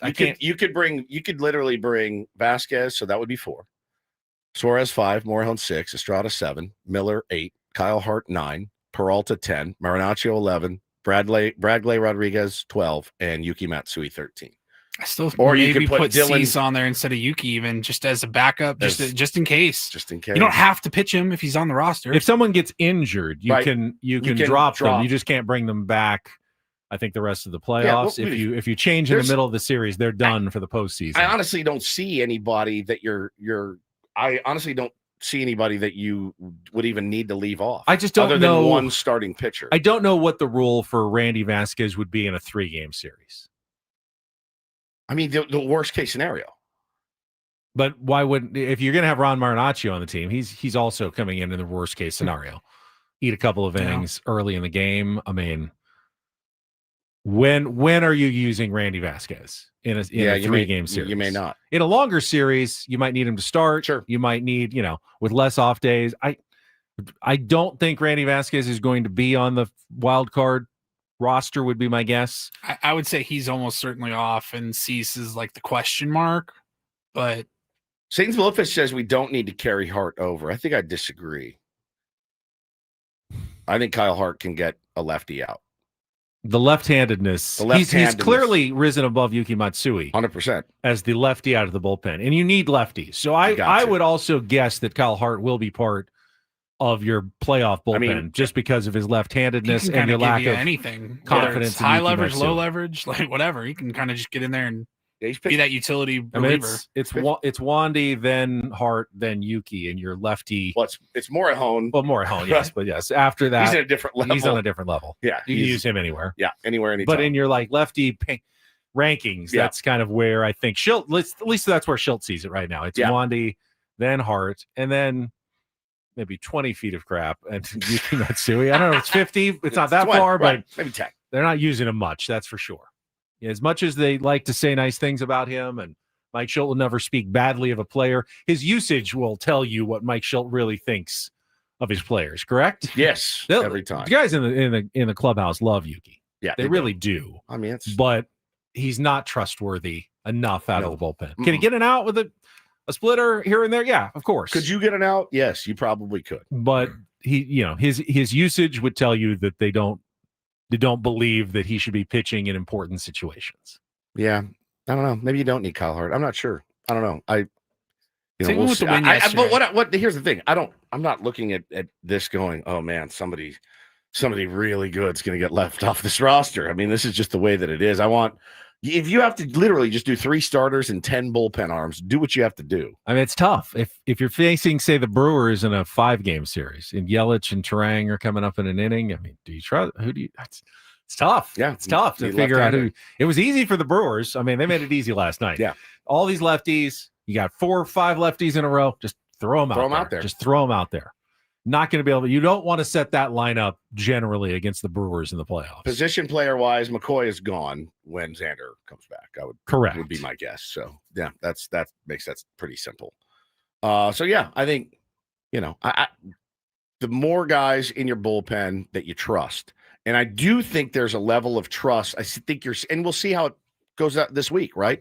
We'll see how they're deployed this week because again, trying to win baseball games, but also needing to rest those high leverage guys is of utmost importance. All right, that was the injury updates and the bullpen usage. We'll check traffic, come back. Were a couple other games in baseball last night. We can give you an update there as well next here on 97.3 The Fan. From the 855 Get Ross Traffic Center, protecting San Diego after accidents or injury. This traffic report is brought to you by the California Office of Traffic Safety and Caltrans. Got a hit-and-run crash on the northbound side of the 805 at Palm Avenue, so lots of police activity. And then there's a stall northbound on the 5 at West Grape Street in the center divider. But a little bit after that at Balboa Avenue, you've got a one-car crash. A car slipped down an embankment, so lots of police activity over here as well. There are children, friends, and families walking, riding, on paths and roads every day. Remember, they're real people with loved ones who need them to get home safely. Protect our cyclists and pedestrians, because they're people too. Go safely, California. From the California Office of Traffic Safety and Caltrans. Think you can pretty much write the book on the San Francisco Giants 2025 season as they lost to the St. Louis Cardinals 6-5 last night. Both teams are now 77 and 80, but both are 3.5 games now out of a wild card, chasing 3 teams in front of them with 5 games remaining. I would say both teams are now, if not mathematically eliminated, really there's no path forward for them. Tough season for Bob Melvin's group, who had a really good first half, but then fell apart in the second half, traded away everybody, started playing well again, got hot, got close. I think got like almost tied for a playoff spot there for a second, then fell back again at the end of the season, and probably will be some regrets at the end of the year as they evaluate what happened at the end of their season. Ironically, the hottest team in baseball right now, I mean, in the American League, it's still the Guardians, even though they lost their last game. But in the National League, it's the Atlanta Braves, who won their 9th game in a row, long after the Cows have already come home. They're 9 games under 500. They've been eliminated, but they've won 9 in a row now. The worst. After they beat the Washington Nationals yesterday. Acuna looking healthy, hit a monster home run. They could use a healthy season out of him. They did shut down Ozzy Albies for the rest of the year with a broken hamate bone, I believe. His future is a little up in the air, though, with Ha-Sung Kim now on that roster going into next season. So the Braves are playing out the string and playing it out well.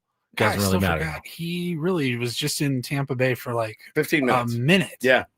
Had very few signed ABs. A multi-year, 2-year deal? Yeah, 2-year deal. He has an option for player 16. option for $16 million for next year, which the Atlanta Braves now on the hook for. Yeah, if he decides, which I would imagine he will opt into it, I would think, after not doing a ton this year and then try to rebuild his value and go to free agency again next year. So I would think the Braves are planning on him being their shortstop next year after getting in. He had a home run this week. Probably going to fall in love with him like Padres fans did pretty quickly and expect him to be a part of the Atlanta Braves team next year. They just need to get some health back and figure some things out next year. Yeah, we'll look forward to that, Greg. Those were the only 2 games last night. Now we go back to the full schedule starting tonight, and every team is in action. You've got the Guardians taking on the Tigers for first place in the American League. God. Central, which is a huge series. You've got Boston trying to hold on to a playoff spot. You got the Astros now tiebreakered out against the Guardians, trying to win on the road. I think they're going to Sacramento this week in Anaheim. The Astros, I believe. Astros are going to Sacramento. Have Sacramento and Anaheim this week. So teams they can beat, but they're on the road and they don't have Yordan Alvarez. One team is going to get left out in the cold in the American League this week. And of course, a couple will be left out in the cold in the National League. The Diamondbacks playing the Dodgers, the Mets playing the Cubs, and the Reds playing the Pittsburgh Pirates starting tonight, with all 3 of those teams separated by just a game for that last remaining, only one playoff spot left in the National League. Doesn't it feel good to have it locked down? Doesn't it just let it wash over you? Just if you haven't taken a moment yet, as Ben just presented all those insane scenarios, think about being a Guardians fan today, and you're like, think about being a Tigers fan. You've lost how many in a row? 9 in a row? 10 at least. 9 to 10. and you're playing the team that's right behind you. I'd be sick to my stomach. It'd be awful. You didn't But want you have Tarek Skubal on the mound.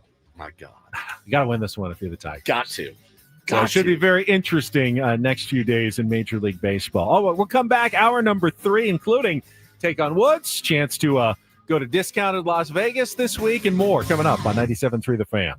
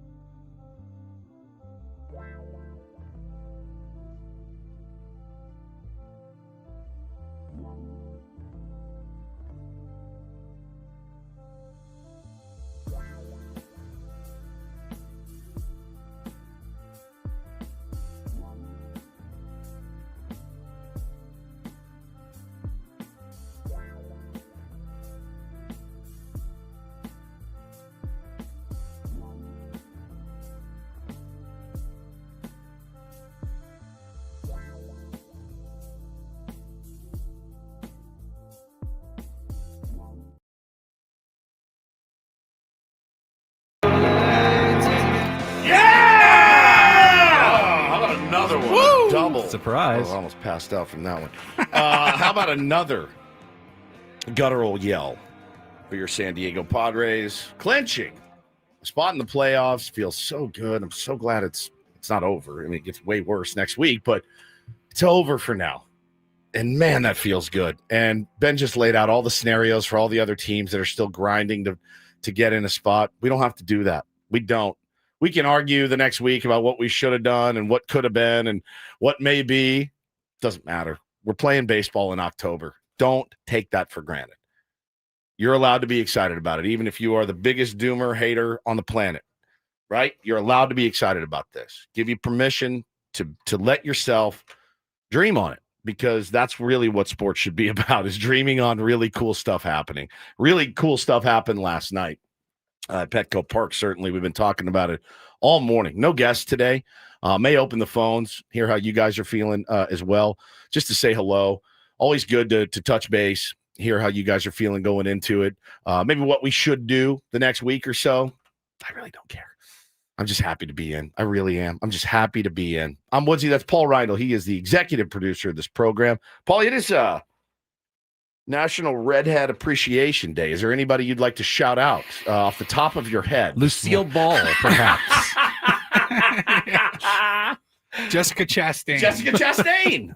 Happy National Redhead Day to my beautiful redheaded, large-chested wife. Yeah, I thought you were going to say Lauren Phillips. How'd you know? Look at him. Did you see the look? Did you see the look? Did you see the look? Did you see that? What look was that? I didn't give a look. Paulie, did you see it? Yes. Run it back. Yes. He knows. Oh, my God. You saw that, didn't you? Did. He Out of the corner of my eye. Yeah, it was like. They smiled. Yeah. The bell went off. Ben Higgins. Hi, good morning. Your friendly neighborhood sports anchor joins us as well. Wow. How's it going? I'm good. I'm wondering, 8 o'clock now. Yeah. Mm-hmm. Some of the players starting to wake up. No, maybe not a a few of chance. them. 8. 0% chance. Not until 9 or 10. They have a game to play today. There's a couple dads that are up right now. Yeah. Like, I was so nice seeing Jason Adam in the clubhouse last night. I thought that was so cool. You saw him? Yes. Yeah. Oh, yeah. I love that. Yeah. He's up. He's not playing, but he's up. He's got, what, 4 kids, 3 kids? Right. He's up. Manny's up. There's some hard-nosed grinders, too. Manny's probably up right now going, oh, God. Oh, my God. Ugh.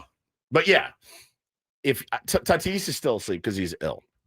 Jackson Or he Merrill, never got to sleep because he's ill. Jackson Merrill will sleep till noon, is my guess. He's young. Those kids, what is he, 21? Oh, yeah, Jackson's asleep, I Noon. think. Yeah.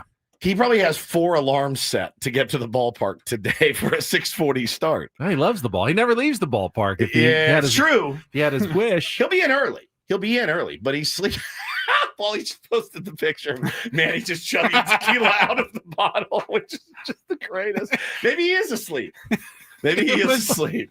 It was still watching on Padres TV last night as they were coming off the field and getting into the locker room and getting ready to start. Guys grabbing a couple of beers, but you got to wait for the skipper to get in there, say his speech and everything. Yeah. Everybody else had a couple of things to say, but when Manny was walking in the tunnel off the field, he stopped right before he got on the plastic wrap that was all over the floor and the lockers, reached down, took off the cleats.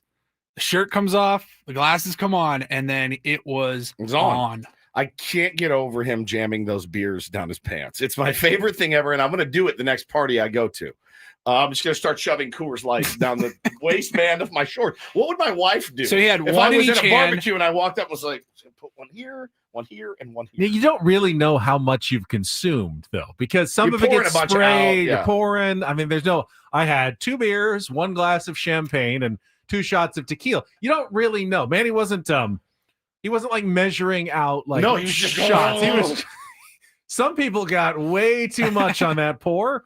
Yeah, no doubt about it. Fermin, that was tucking 4 it- shots of tequila right there. Fermin tucking the bottle into his goggles was incredible as well. A. Visser, boner killer, pops up the celebrations. The celebration seems too choreographed now. I did not see choreographed. They weren't doing dances and was brought to you by Budweiser, Corbel, and Clase Azul. That's right. But I don't think it was choreographed. I saw some genuine joy I think it was there. I think it was very real. It was so fun, man. It was so fun. I love the Paul, you just put the picture up too of them FaceTiming Tatis. It was great. And, it just killed him. Now, I heard from some buddies that Padres Facebook was doing their thing last night, saying that, like, mad at Tatis for not being there, and then saying his teammates hate him anyway. And I'm like, oh, man, Padres Facebook is really like a wasteland. It is you get mad at a guy for getting sick and missing something fun? Yeah. You think he doesn't want to be there? Just shirtless, twerking, like that's where he shines. That's where he shines. Yeah. Hey, everyone gets to act like a Chippendales dancer tonight. And Tatis is like, no, I'm good. I'm going to stay home and watch. Bad Bunny sound good? You guys want to put some Bad Bunny on? Okay, yeah, we'll just crank it up to 11. I'll be home. I don't want to do that. He's being responsible, not infecting everybody. Yeah, I love it. Resting, doing what he should do, and it must have been killing him not to be there. It's the worst. I almost feel like they have to do it again for him when he comes back. Can you imagine? They just do it tonight. They lose tonight. They're like, let's run it back. Let's do a run it back for Tatis. 2-1 for Toddy. No, they can if they clinch. They clinch a division. You could do it again. Yeah, Lisa says that's his natural habitat. Shirtless, dancing, having a ball, sunglasses on, hair flowing. Like, trust me, he wanted to be there. It sucks for him that he didn't. Now, the only thing to do is go out and do it again. Go out and win your first series, and then you get to do it again, and Toddy gets to be a part of it, hopefully. You got 2 dubs in you next week? Yeah, you got 2 dubs in you next week. You get to do it all over again, 100%. I loved it, man. I love seeing the guys cut loose. They deserve it. They work incredibly hard. They've grinded incredibly hard this season. I know it hasn't always been pretty. I know it's not the most aesthetically pleasing. I know I have problems with the way they play sometimes. But holy cow, man, to grind through that based on how kind of the season progressed, it started off so hot. And then the way that it progressed, it was like, oh boy. And they just never fell off the cliff. They didn't. They got kind of close. They walked along the edge. They walked along the edge. Never a 500 team, though, right? Never. No. Never a 500 baseball team. No. All season long. So they did what they needed to do. And, yeah, there were some missed opportunities along the way. No question. No question they missed an opportunity to run away, really, with the West had they just beaten some other teams. But nothing you can do about it now, man. You look forward, figure out how to win 2 games in Chicago, more than likely next week. And I'm very happy for them, very proud of them. It's been an honor and delight most of the time to cover that team this year. After they won their first 7 games, I believe they never fell. I think 5 games above 500 was the worst they got. 39 and 34 after they got swept by the Dodgers in June. Yeah. And then they recovered a little bit, and that was the worst they were the rest of the season. Yep. And they still may get to 90. Schilte's magic 90. Yeah, they're back to 15 games above 500. Very solid, 86 and 71. They would need to go 4-1 in their last 5 games to get to 90 to keep Mike Schilt's streak going of always managing 90-win teams in a full season. I don't know if they're going to get there. It depends. I think it highly depends on what other teams do and what you have to play for in these last 5 games. No doubt. But, we'll see what happens tonight and what they've got left in the tank after last night. Thanks to all the tier 1s, man, for showing up every single morning for us as well. And it's been awesome. And hopefully it just keeps rolling. We're not, when the season ends, we're still going to be here. So we just got to figure out other stuff to talk about, but we will still be here. But thank you guys for being here every morning. Can't sit here and say it's not cool when it's 5:58 and there's several hundred people waiting in the chat room for you to start the show. Yeah, it's pretty awesome. People love this team. Here's a question for both of you. What do you guys feel is the most celebratory form of alcohol? Ooh. Because champagne is traditionally the celebratory drink. I thought what Manny did with the high-end tequila is very good, but some people will go with a good bourbon. What do you? Well, so I don't know. What's your celebratory question? Like you're celebrating something big, an accomplishment. What do you get yourself? Yeah, what's the scene? It's totally. I guess it does matter what the scene. So is. if the 3 of us went out to celebrate a nice ratings book, right?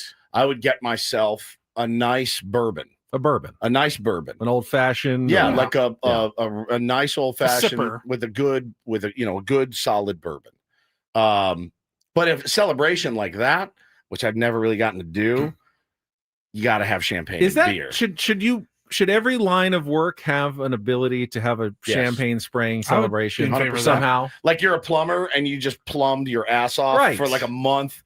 And they're like, bro, a you're whole getting season, like a whole 8 months. 8 months. Like you're named plumber of the year, Yeah, and you and should be able to celebrate with spraying champagne on people. I would love to be a part. We've done, the adult ball championship with water bottles. You throw, that's fun, and you throw seeds and all that. That's great. That's a blast. But it's not like that. We kind of keep it with sports, though. But you always remember, for like the adult league, you're at a high school.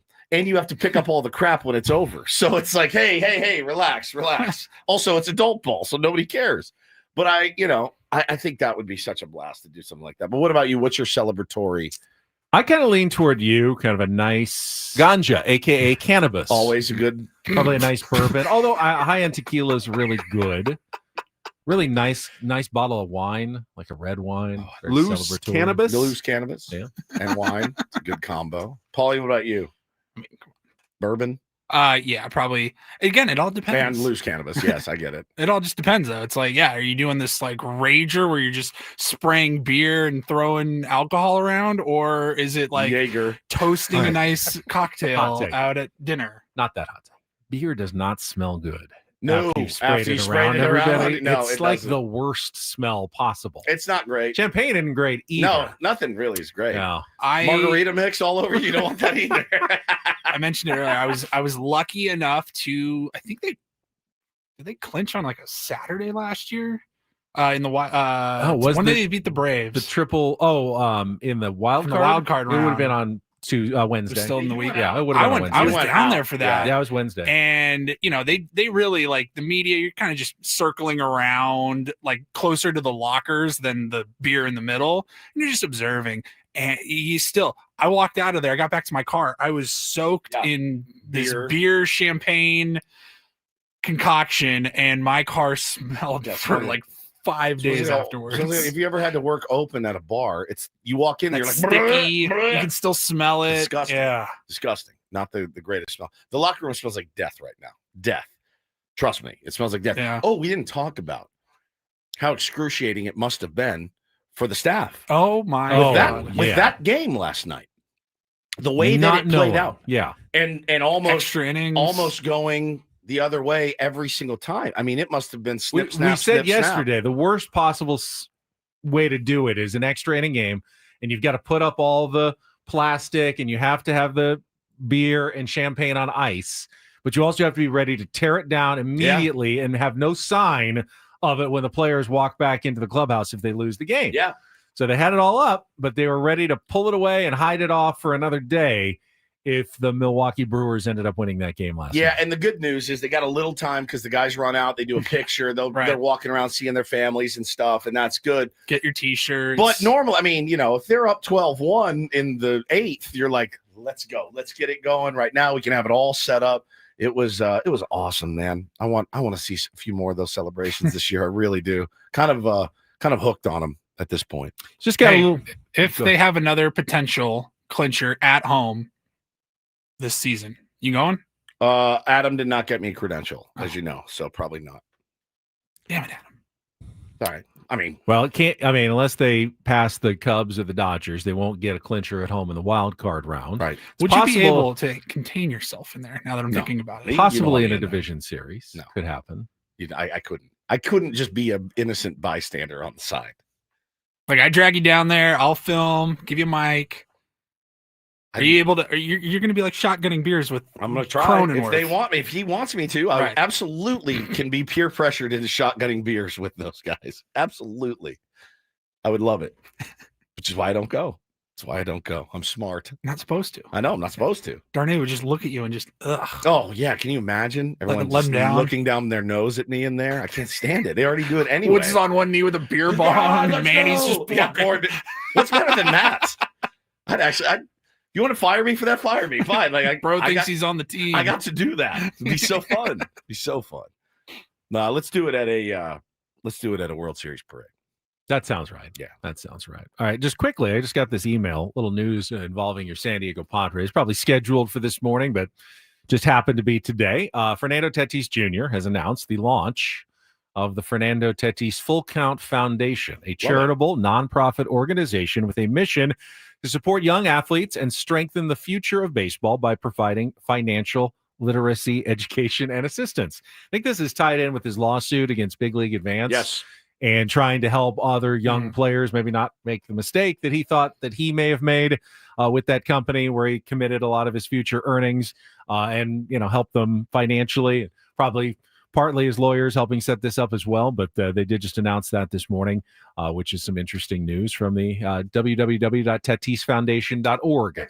If you want to check it out. They're also raising some money for Jackson Merrill's Merrill Madness Foundation, which also benefits young athletes as well, helping pay the costs for underprivileged athletes to play like youth baseball and stuff. Yeah, and they're ball. unveiling a mural, I believe, this morning at 11 o'clock. I believe you're right. For Jackson Merrill, and they're going to have the muralists out there, and I believe Eric Rupner is going to be part of that today as well as part of the new Jackson Merrill Madness Foundation. Love it, man. I love these foundations, trying to give back, do some good. All right, let's take a time out. When we come back, it is time for Take on Woods, another opportunity to qualify for the Eagles at the Sphere Las Vegas, the Stay at the Venetian, the $100 gas card. It is musical trivia time if you want to be our contestant. The lines are going to be open momentarily at 833-288-0973. Paulie will pick a contestant, then you go head-to-head against Woods for your chance to qualify for the trip to Las Vegas and the grand prize drawing at the end of the month. That is all coming up next after traffic on 97.3 The Fan. Quickly, gang, if you're trapped in that high-rate mortgage, watching your hard-earned money vanish, fly out the window every single month, stop right now. Loan Pronto, they are delivering the lowest mortgage rates in 3 years. Their rate reduction home loan program is pretty incredible, streamlined, low-cost way to slash your house payments by hundreds of dollars a month. Who couldn't stand to save a few $100 a month on your house payment? You can lock in a fixed rate as low as 4.99% APR, close in as little as 2 weeks, no appraisal needed in most cases, and you could even skip your next 2 house payments entirely. So don't wait, because rates this low won't last forever. Call Loan Pronto now for your free, no obligation quote. Just call them. Get the process started. Loan Pronto is incredible. Lower payments, more money in your pocket. Fresh start with a better mortgage. 619-207-4336 or go to loanpronto.com. Lock in that new low rate today. Don't let high rates hold you back. 619-207-4336 or loanpronto.com. Equalizing lender, NMLS 1661781. Subject to lender approval. NMLSconsumeraccess.org.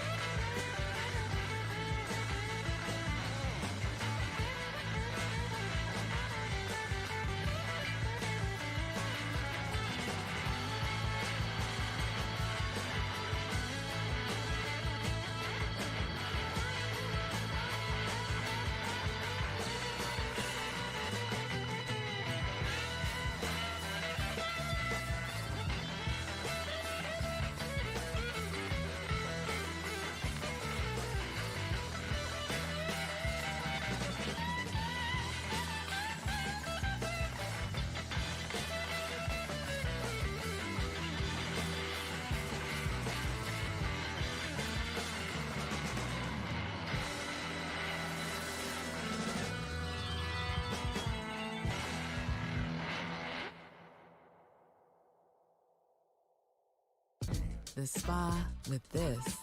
Ah. And this pool on this roof. This is all for you. The all-new Hamul Casino Resort, now open.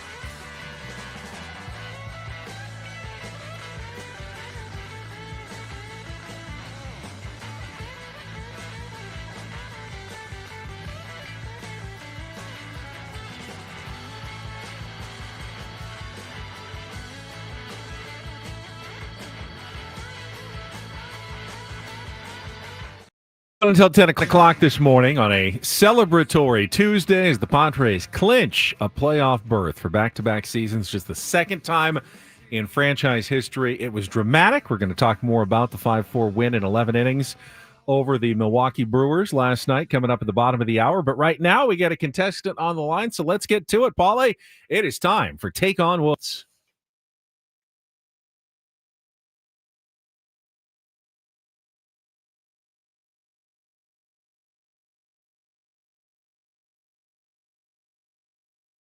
Take On Woods, brought to you by Bay Alarm, security and fire alarms for every business. We got you, and we got Brian on line 4 today. Good morning, Brian. How are you? Doing good.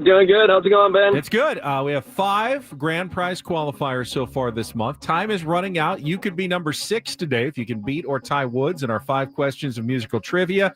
If you do, we'll put you into the drawing for the trip to see the Eagles at the Sphere Las Vegas, 2 tickets to the show on January 30th, a 2-night stay at the Venetian Resort, a Vivey VIP package, and a $100 gas card. Get your own Eagles tickets, their residency at the Sphere through next year at Ticketmaster.com. And to give you the advantage, Woods has left the studio. You get to pick our category for today. Here are your choices. We still have the mystery category.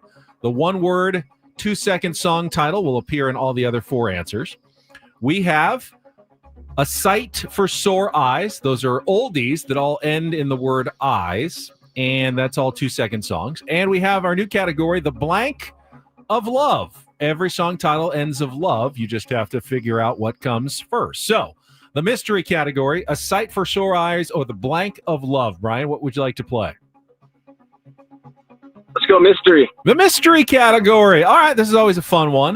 This one should be fun. Remember, the one-word title of the 2-second song will then appear in the other 4 song title answers. So once you figure that out, you know what's coming in the rest of the 4 questions. You'll have 60 seconds to answer as many as you can.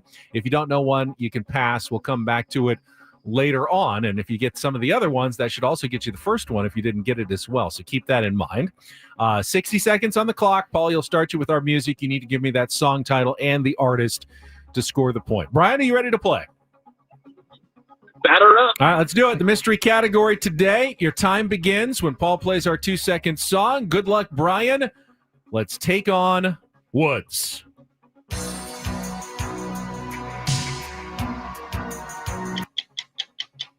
Drive the Cars. Correct. Sammy Hagar wrote which 1984 hit in response to getting a speeding ticket outside Albany, New Drive York. 55. Correct. Rihanna references a 57 Cadillac in which car-themed 2007 hit.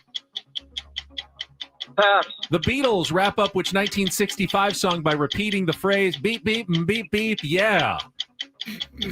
Baby, you can drive my car. Correct. Which 2012 top 10 hit for Train isn't about a shooting, it's about falling in love quickly.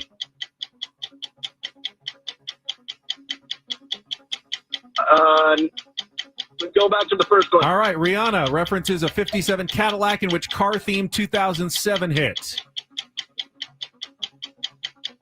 Drive me crazy. Incorrect. Which 2012 top 10 hit for Train isn't about a shooting, it's about falling in love quickly. Line Drive. Incorrect. We got 3 out of the 5. Not bad, though. Drive, obviously, was the key word in the mystery category. The ones you didn't get, Shut Up and Drive by Rihanna and Drive by Train. Let's bring Woods back in. Stay on the line, Brian. We'll see if your score holds up. Thank you. Woods gets the same 5 questions, the same 60 seconds. Let's reset everything. Got headphones on. Paul, ready to go? Woods, your time begins when Paul plays the music. Good luck. Let's take on Brian. Drive by the Cars. Correct. Sammy Hagar wrote which I 1980. Can't Drive 55. Correct. Rihanna references a 57 Cadillac in which car-themed 2007 hit. I'll come back to it. The Beatles wrap up which 1965 song by repeating the phrase beep, beep, beep, beep, yeah. Drive my car. Correct. Which 2012 top 10 hit for Train isn't about a shooting, it's about falling in love quickly. Drive my tank? Incorrect. Rihanna references a 57 Cadillac in which car-themed 2007 hits. Drive me crazy. No! And we got a tie! Wow. That's good enough for Brian. Brian, congratulations. You are in the drawing. The category, mystery category, actually, Drive, obviously. But the ones you didn't get, same ones he didn't get. Shut Up and Drive by Rihanna. Yep. And Drive by Train. Never heard of it. You probably have heard it. Beep, beep, beep, beep, yeah. I really have to stop doing this to myself. What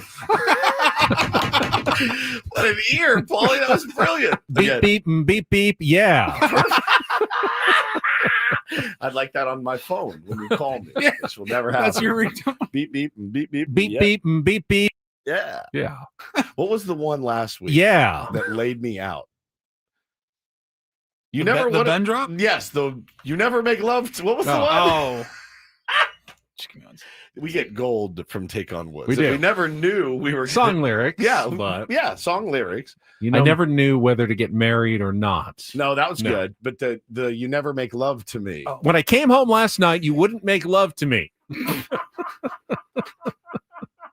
Also, song lyrics. Also song lyrics. That Just was incredible. Rick James, right? Yes, yes. All right, Brian, We hang got on. a few Big boppers. Big boppers is great. Hang on. I've always heard that called like a gusher or a geyser. Right.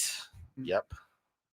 Brian, Paulie will get your information during the break. When we come back, we're going to reopen the phone lines for Beep, Padres beep, fans. beep, beep, beep, beep, beep, beep, beep, beep, beep. Yeah. Talk about playoff clinching and what comes next for your San Diego Padres on San Diego.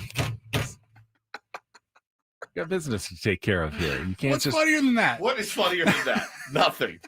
a little different. Beep, from my beep, perspective. beep, beep. Yeah. Yeah. Just doing your job. You got it right, right? You nailed it. They nailed it. You had the beat. Everything was perfect. God, that's good. All right, before we go anything further, let's talk about trustandwill.com. Right now. I know. Trustandwill.com is where Woods and I went. At the end of last year, we were approached and said, hey, do you guys have your wills ready? And we go, should we? And they said, yes. Do you have families? Do you have assets? Do you have things that you want to take care of before you're gone? We said, yes. And they, well, do it then. What are you waiting for? What are you waiting for? Go to trustandwill.com. Instead of going to a lawyer and paying a ton of money for billable hours, this is an online, affordable way that you can get the same documents, a legal will and trust for your family that they'll have in case something should befall you. That's exactly right. You don't want you to be befell. You need to make sure that your business is handled. That's what happens when you have kids and family and everything else. Make sure that you go to trustandwill.com. Use the code radio20 when you check out. Going to give you 20% off, which is an incredible deal of an already very reasonable price. But yeah, they keep it really, really simple. Takes 25, 30 minutes. At least it did for me and Ben. Could take you a little bit longer. Could take you shorter as well. With a trust, you can avoid the hassle, or your family can avoid the hassle of probate court, which is a lengthy legal process. It's expensive, and it ties up your assets for months. With a trust, your family can get immediate access to all of your funds after you're gone, but you got to do it. You can't just imagine it. You have to actually do it. Go to trustandwill.com. Use the code radio20 at checkout. Get 20% off at trustandwill.com.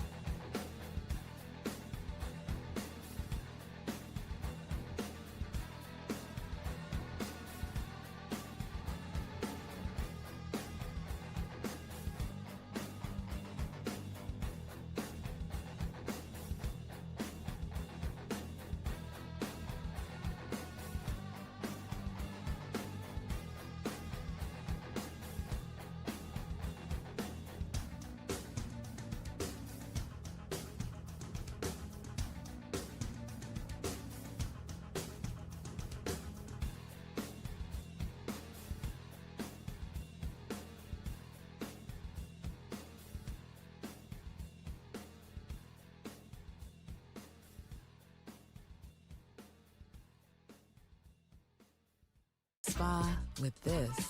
Ah. And this pool on this roof. This is all for you. The all-new Humul Casino Resort, now open.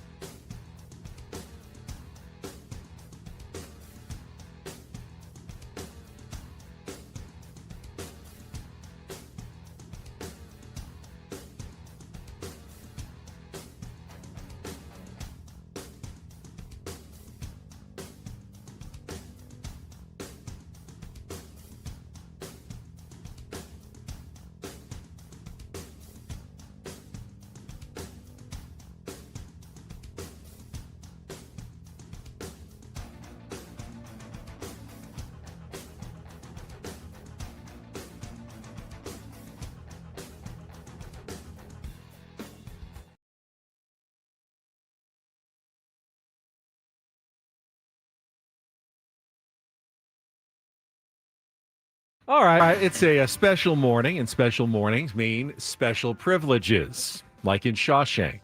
Special duty, special privileges. That's right. That's how we all ended up sitting on drinking ice cold Bohemia beer at 6 o'clock in the morning. So that means that we're would mean gonna... you're Hadley, the hardest screw to ever work. Yeah, special privileges. Special privileges this morning. I mean, the phone lines are now open. If you'd like to join us, Padres fans, 833-288-0973. Your team doesn't clinch a playoff spot very often. It's only happened, let's see, nine times in the entire history of the franchise that they've had a playoff clinching game. And by the way, like 2022, it happened and they didn't clinch with a win either. They lost that game. So, yep. And it's never happened with a walk-off win. Happened with a triple play last year, which was really cool. But a walk-off winner like that is new. So if you'd like to join us, 833-288-0973. Talk about the Padres, playoffs, anything. Every topic's on the table. We are get to that right after a check of traffic here on 97.3 The Fan. From the 855 Get Ross Traffic Center, protecting San Diego after accidents or injury. This traffic report is brought to you by the California Office of Traffic Safety and Caltrans. Loading up on the 15 northbound at Valley Parkway, 2 right lanes are blocked, all because of a collision. And the 5 southbound at Canyon Road, you've got another accident. This one's off on the shoulder. The 805 northbound just spotted another wreck at Telegraph Canyon Road. There are children, friends, and families walking, riding on paths and roads every day. Remember, they're real people with loved ones who need them to get home safely. Protect our cyclists and pedestrians because they're people too. Go safely, California. From the California Office of Traffic Safety and Caltrans. If you really want to throw in a debate topic, which is always good on phone lines, the thing that most people disagreed with in our chat this morning was how do the Padres now handle the last 5 games of the season? Do you go all out to try to either win the division or pass the Cubs and get at least a home playoff series in the wild card? Or do you just say, hey, let's let them go and just rest as many guys as possible, so when you do go on the road to face the Cubs, you will at least be as healthy as you can be, and your bullpen will be as refreshed and ready as it possibly can be. Yes. And that seemed to be, I mean, we saw diametrically opposite opinions this morning about what they thought the Padres should do. If the division is still in play, go for the division. Until you're eliminated, go as hard as you possibly can. But remember, the Padres have gone pretty hard these last 3 or 4 days they with have. bullpen usage already.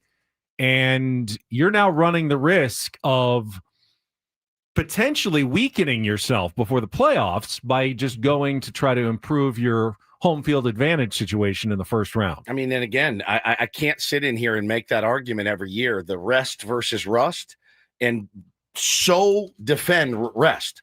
I do it every year. If a team gets knocked out that has a bye, Ben, and people try to bring up the rest versus rust, I flip out every single year. I can't change my mind here. Rest is going to be better for this team, in my opinion. I don't run a team, but if I did, I'd be resting guys right now. I would.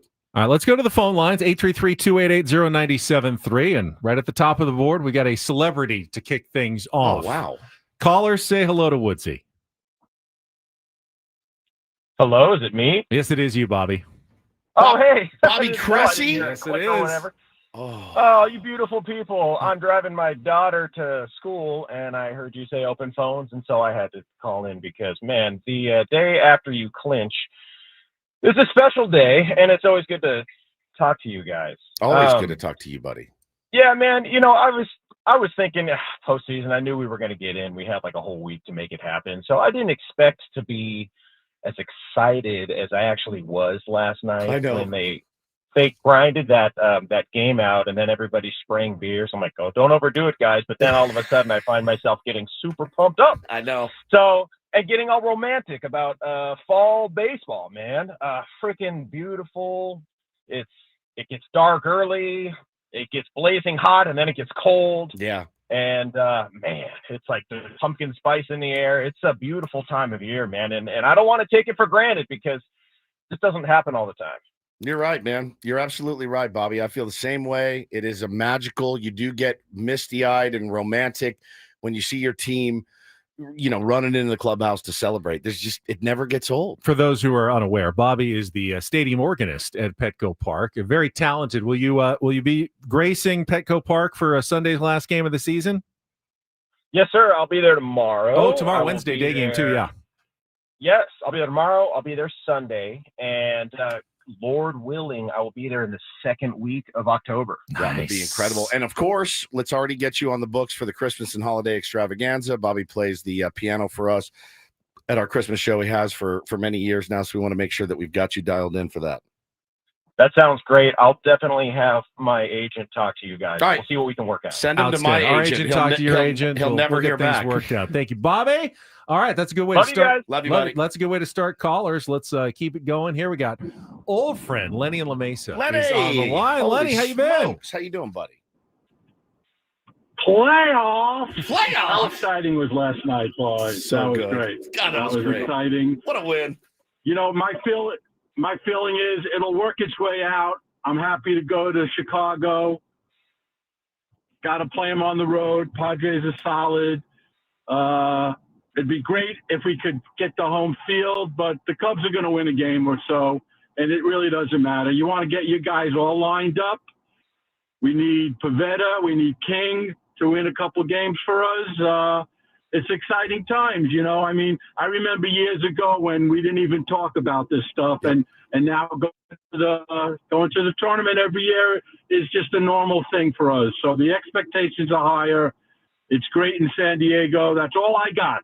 You're the best. That's dude. great, Padres Lenny. and Aztecs. That's all I got. Glad you're still picking up the phone. Give us a call, Lenny. I appreciate it. Playoffs? We'll talk about playoffs. You kidding me? 833-288. Playoffs?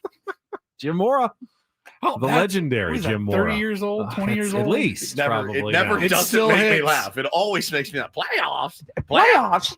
It's the stud of the playoffs. My question, who was the reporter who asked the question that sparked that? How do you rant? think you guys, Jim, how do you think you guys are set up for the playoffs this year? Playoffs? Don't talk about playoffs. You kidding me? Playoffs? Face, dude. It ends there on this clip, but when he keeps going on, he's like, I just hope we win a game. I win a game. You have tears in my eyes. Every time I hear it, it makes me laugh. So good. 833-288-0973. Let's see. Is this Nate? Yes, this is Nate. Hey, Nate. How are you? Nate.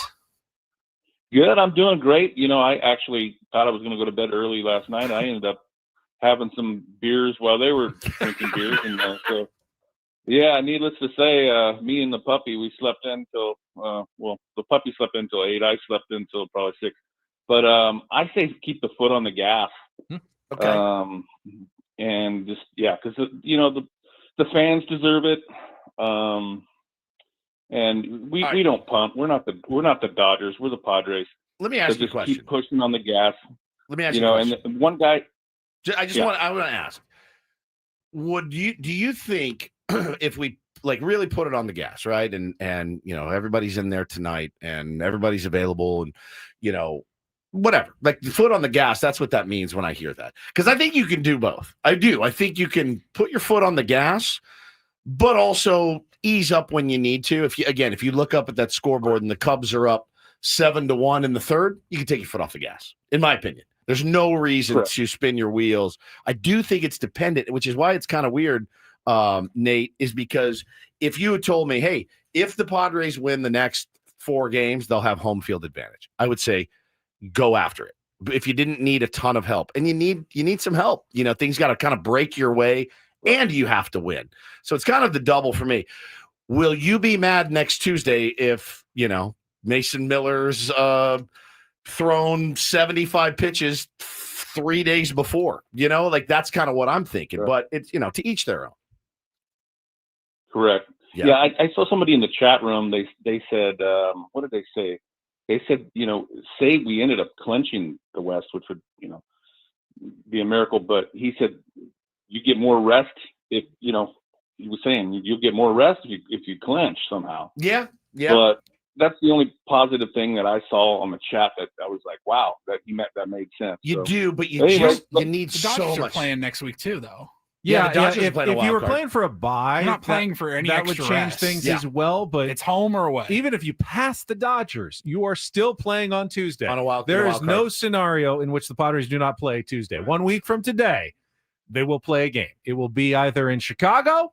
It'll be here. Or it'll be here. You cannot get the 1 or 2 seed. If it's here, it'll either be against the Cubs, or if you pass the Dodgers, it'll be against the 6th seed, which could either be the Mets, the Reds, or the Diamondbacks. Right. Those are now the 3 opportunities remaining. Game next Tuesday, Padres at Cubs, much most likely. Then Cubs at Padres, second most likely. And then Mets, Diamondbacks, or Reds at Padres, least likely, but still a potential possibility for your San Diego Padres. Yeah. Yeah. And Satan's Blowfish, good point here. Do you guys want to play at Petco or do you want the bullpen? Because you can't have both. I mean, you can. Baseball happens. You could win games without using your higher leverage relievers that much. It's just not that likely. Correct. I mean, could it happen? Sure. I mean, the depth of the Padres bullpen is pretty spectacular. It is. You know, guys like Bradley Rodriguez and Ron Marinaccio, or I mean, the envy of other teams. Like managers are going, I wish that was my second or third guy out of the pen, and that's the 7th guy out of the Padres pen. So they do have that advantage that they can still employ. Well, even if they were kind of needing to scrap and win a couple of these games, they've crushed the bullpen the last few nights. The bullpen would be down kind of anyway tonight. True. And I know you have an off day Thursday, but the bullpen would be down tonight. And if it wasn't down tonight, that's malpractice.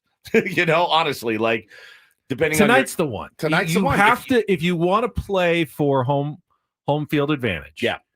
You have to find a way to win tonight without really using Correct. any of your high leverage relievers. If you do that, okay. If the Cubs have lost and you've got a 3-2 lead in the 9th inning and you're trying to protect it, maybe Mason Miller can come in and get the save because he didn't pitch yesterday. Correct. It's still using a lot. You're hoping it's a quick inning and then he's off certainly Wednesday and Thursday with the day game after the night game, but maybe you use Mason Miller. You cannot use Robert Suarez. No. You cannot use Adrian Morejon. Estrada. Would not bring in Jeremiah Estrada today. No. It's very little in your way of options if you're Mike Schilt.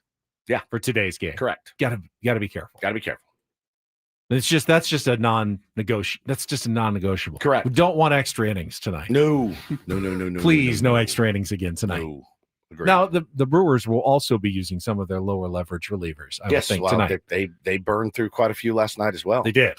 Both teams used 7-8 pitchers, it felt like. So. And this will be the game that Randy Vasquez. There's no quick hook for Randy tonight. You're wearing it, buddy. Randy got 110. What was it, 2 1/3 on?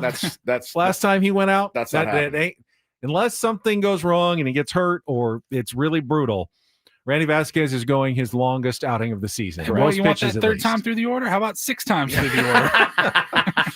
Hey, you want 3? I'll give you 6. You wanted more opportunity, Randy? got it. Tonight is your opportunity to go deep into a ball game. I love Randy Vasquez, and I hope he shoves tonight. Me too.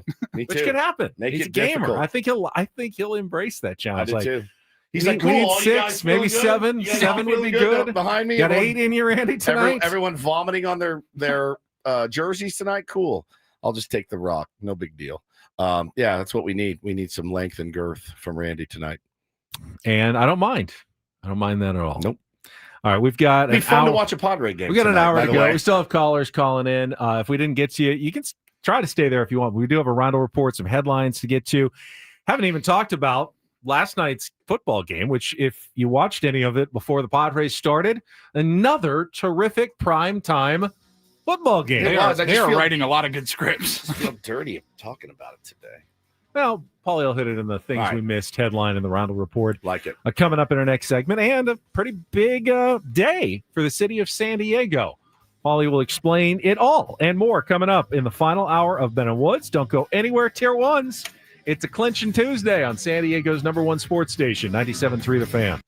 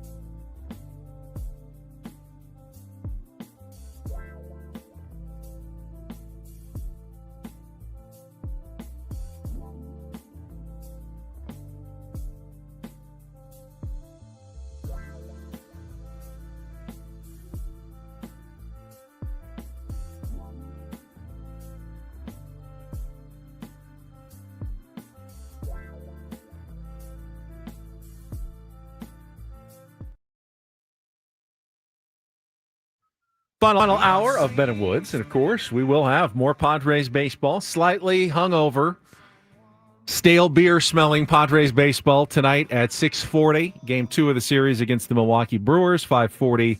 Eco Water SoCal pregame show with Sammy Levitt, who was well-prepared, as he always was, wearing his plastic-wrapped outfit in the clubhouse last night. Some came prepared. Some ended up drenched in alcohol.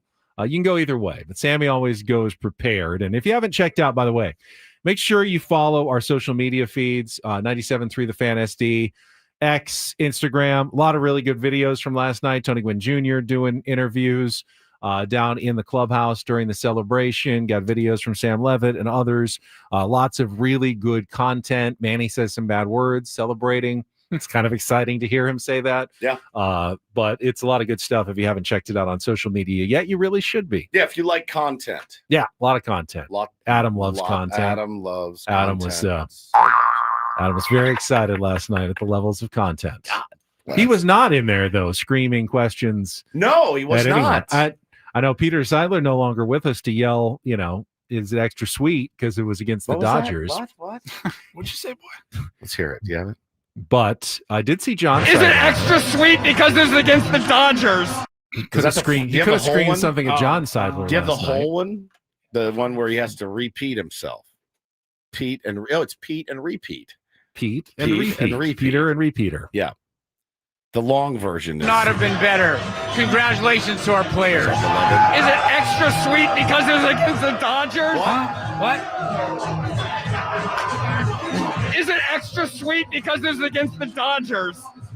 A little bit. I could listen to it all day. The voice crack at the beginning. Is it extra sweet because it was against the Dodgers? What is it? The voice crack one is not as loud, but maybe better. It's maybe better. Sneaky better. Sneaky better. All right, here's number one. Number one. Is it extra sweet because it was against the Dodgers? And here's number two. Is it extra sweet because it was against the Dodgers? Was he wearing like a COVID mask or what was going on? Something. Did he have a mouthpiece in? Extra sweet because against the Dodgers. Is it extra sweet because it was against the Dodgers? Brewers. Just spitting all over Peter Seidler.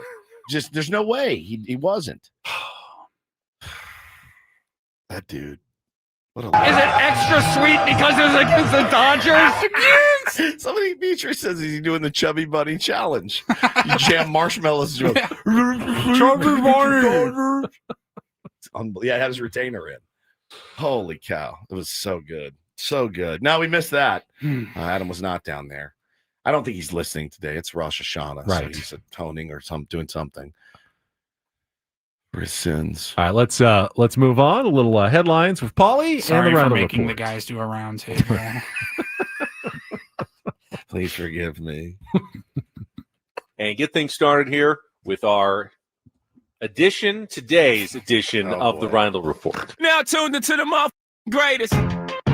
Welcome to the Reindl Report with Paul Reindl. Hi, Paul. All right. 2 stories from the world of sports that we haven't gotten to yet. We'll start off in Major League Baseball. And 1 story that you didn't know you needed. Are you laughing, biatch? It's the Reindl Report Hey, Paul, how you doing? Okay, how are you? on 97.3 The Fan. Are you ready to bless the mood? I need some help, please. That was good. Can I get a yeah? Oh, yeah. All right. All right. All right. It's All the right. Reindl Report brought to you by your local Kia dealers. Visit kia.com to discover movement that inspires. Let's start in the NFL, gentlemen. We did have Monday Night Football last night. Totally understand if you missed it with the Padres playing as well. Watched about the first half on TV, then flipped over to the Padres game. It was a really good game between the Detroit Lions visiting the Baltimore Ravens. Potential Super Bowl matchup. You never know. Ended up switching the football. They got the iPad treatment muted, just kind of checking in on it. Pretty phenomenal game. Detroit went on the road and went into Baltimore and won 38-30. So Detroit moves to 2-1 on the year. Baltimore drops to 1-2 on the early season, but Lamar Jackson was just never able to get super comfortable. He was sacked, I believe, 7 times by the Detroit defense last night. Derrick Henry has Fumbled again. fumbled it 3 times Yeah, on man. 43 touches, Ben. That's like 1 out of every. What do you do with a guy I like feel that? like if he's a rookie, you just never give him the ball He again. never This is plays again. Derrick Henry, it's not common. So check this out. On 683 touches from week 18 of 22 through the end of 24, he fumbled 3 times. On 683 over touches. 2 full seasons. Correct. 3 fumbles. 3 fumbles in 683 touches. He has fumbled 3 times on 43 this year. It just doesn't make any sense. What do you do? Hang on to the ball. He's like, I know what to do. It's not doing it. I mean, it's excruciating. If you're a Ravens fan, you're like, what do you do? What do you do? That's your guy. Like, you got to ride that guy all the way. Trust him. You got to trust him. Got to They trust don't figure him. it out. The Lions running game, 2-headed monster, very impressive. Jameer Gibbs, David Montgomery, 4 touchdowns, 2 each. Outgained the Ravens 224-85 on the ground. Now the Ravens are in an interesting spot because they're all in this season. The Chiefs, of course, are all in the AFC. They play each other next week. They're both 1-2. Yeah. One of those teams, unless there's a tie, Could be 1 and 3. going to be 1-3 through the first quarter of the football season. That's a big game next week for both of those teams now. Big game. By the way, running back injuries, bad this week. James Conner, Cardinals, he's out out for the season, foot injury. Najee Harris, Chargers running back, out for the season, Achilles injury.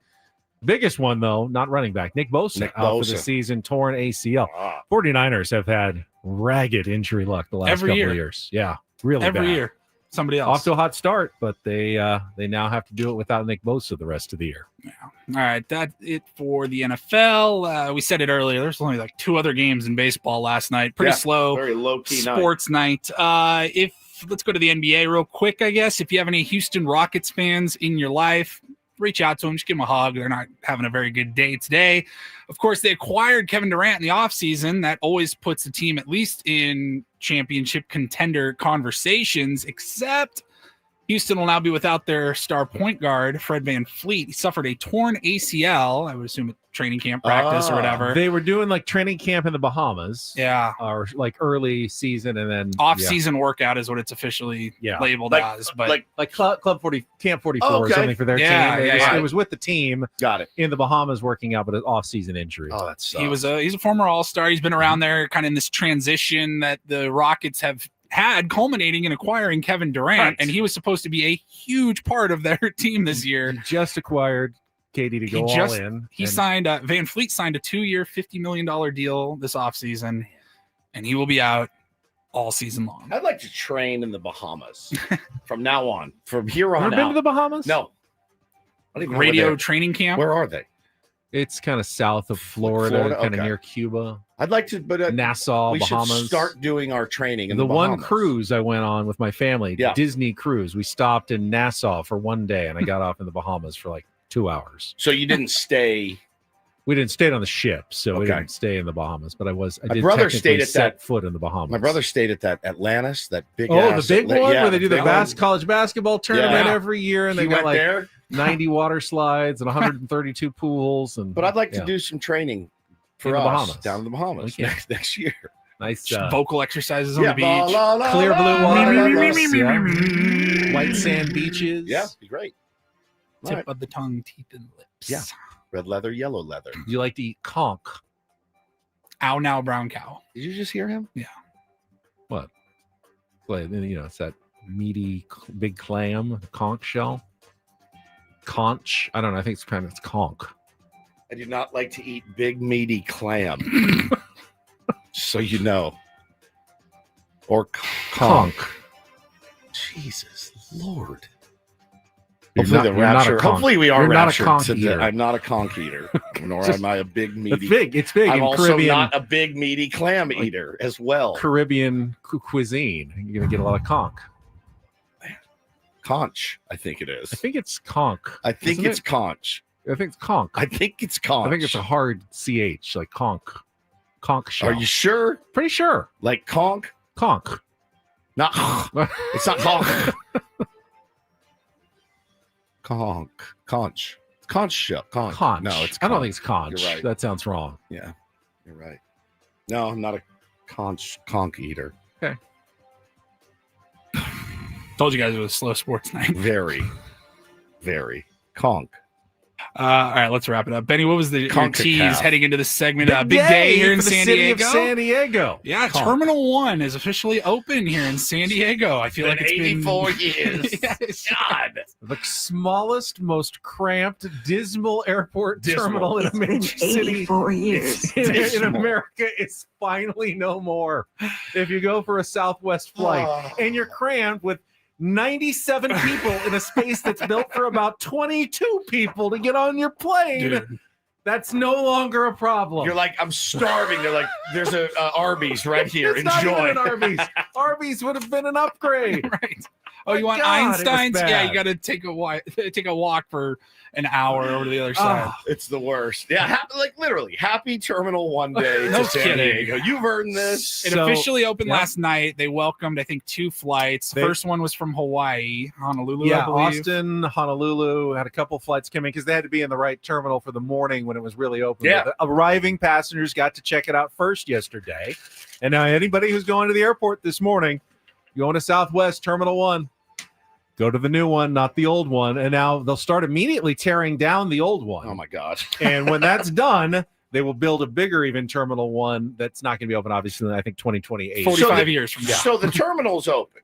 The new terminal But the is open. Parking's still. No, parking's open. Is Parking it all opened good? earlier this year. Okay. Yeah. Everything's I mean, fine. I think there's still going to be construction for years and years, but the big parts of what's open now is open. The airport is missing something, and I can't figure out a second runway. True. The big problem. I can't figure out for the life of me what it was. When I was in Dallas, I was flying out back home. I went to see my parents, and I sent a picture of it. I tweeted a picture of it. They had a nap room. They had a nap thing, like you could go get a little pod and nap in, which I thought was a great idea. But you also run the risk of maybe potentially missing your flight. What is it like when you go have a layover or a delay and you're delayed like 3 hours? What is the airport missing? Because you go to the bar, you go to the Mickey D's or whatever, but it's missing something, and I don't know what it is. What could make it infinitely better? Like any airport? Like any airport, like just any airport. Like what is the airport in general? What is it missing? Yeah, what is it like? What do you need? What are we talking? Like anything from like 3 to 6 hours. It's not enough time to leave and take an Uber downtown or anything like nightmare. that. That's a nightmare If you have scenario. an 18-hour layover, go explore. Yeah, Do what you got to do. But like, what's it missing? Movie theater would be good. That would be tough because, like, what's the running time of this movie? Like, you don't 2 know, like, how hours. long is my flight delayed? That would be tough. I think a sports book bowling is alley would be perfect. A sports book is a genius idea. But Yeah. they can't, it's got to be legal. Legal. Not a gentleman's club. I don't need that in there. At the airport? Yeah, that would be a little. Oh, an arcade. An arcade. Oh. An arcade is a huge idea. Well, Dave and Buster's. Yeah, that's a huge idea. Go play video games. What kills time better than that? Skee ball. Yeah, skee ball. Great. Jersey Mike's would be elite in an airport. I agree. Yeah, Much better food options, though, in the new Terminal 1. Do you have the list handy? I 'Cause did feel see like it that's earlier. I something- know, like, Tony Hawk has a place in there now. what? A restaurant. He's a restaurateur. Yeah, he's opening he just his opened right his by new your house. chicken- He's opening his new Chicken Hawk. Chick in the and next- Hawk. Chicken that's Hawk. his? Yeah, it's. I can't He's wait. the Hawk of my house. Chicken Hawk. Yeah, it's Tony Hawk. Cannot wait to go. I think they just did their soft launch last week. Oh, I saw They that. just opened up. Yeah, it's Tony. I had no idea. Yeah. Let's see. The new Terminal he's 1's got like- a lot of local stuff. Puesto. We got. They have banana pudding. What else we got? No, this is the old one. Where's the new one? Tony Hawk is high on my list of guys. Taco I'm like, how have stand. we not Talk to him. encountered Better him Buzz, once? in San Chick-fil-A, Diego? Tony Hawk's new place, which has got a very long name, but you'll find it in there. Ambrosio 15, What is that? Sounds Cutwater like a- Spirits, Lofty Coffee. Oh, wait, Novecientos Grados is Tony Hawk's place. Got a Mickey D's in there, though, if you want to just go easy. Anywhere to get a big meaty clam. I don't while see I'm at any the meaty airport. clams yet. Okay. Oh, the Chick-fil-A is going to be on the new when they finish the new one in a couple of years. So there's no Chick-fil-A yet. But you got to get Tony Hawk sandwich. An opium den would be interesting scene, as Carlos suggests. Interesting. All right. Well, hey, listen, it was well much needed and well deserved, San Diego. We've waited long enough. We have. Holy cow! It's been a toilet, an actual it's modern like the DMV that you fly out of, modern airport. Yeah, I mean Terminal 2. Terminal 2 is legit. Do you guys have any flights on the books right now? Not right now, but I kind of want to book Zero. one now. Finally. And I no longer have to go. I don't really want to go to Terminal 1. Can I find something that flies out of Terminal 2? Now I want to go to Terminal 1. Yeah. All right. Check it out. Thank you, Paulie. Appreciate you. Thank you, Ben. You're welcome. Meaty clam discussion. All right. So pitching matchup, we kind of talked about it a little bit. I need to know more about who's starting for the Brewers in tonight's game. George Zimmerman. Not George. Bruce. Bruce Zimmerman. What are the Padres facing? We'll get to that. Yikes. Whoops. We'll get to that coming up with Ben and Woods after traffic, and Woods composes Good luck himself. segueing that one. Bruce Zimmerman. Wow. Hi, guys. It's Woodsy. I've got Eco Water SoCal in my home. The smartest, wow, unlike me, most practical upgrades I've ever made for my family. Wow. They were the first with remote monitoring, the first with Wi-Fi and leak detection, the first with whole home automatic cutoffs that can stop a leak before it becomes a disaster. That's not just innovation. That's protection you can actually see and control. In all seriousness, Eco Water rules. We've got it in our house. We love it. You should get it in your house. I do see the truck driving around the neighborhood. Hopefully installing more Eco Water systems around the neighborhood because you want the best bottle quality water for your family. Listen, hard water isn't just rough on your skin. It is actually destroying your plumbing, your appliances, your water heater. You see it build up on your shower head. Since we've replaced ours when we got the Eco Water system, no green gunk and buildup. That's great. I don't want that stuff coming out of my shower every single day. It's better water for everything that you use it for. Try the Soft Life and alkaline water, now just $9.95 a month. Call 760-350-3338 or visit ecowatersocal.com. Let them know Woodsy sent you. Not everything in life should be hard, especially your water. Keeping it soft since 1925.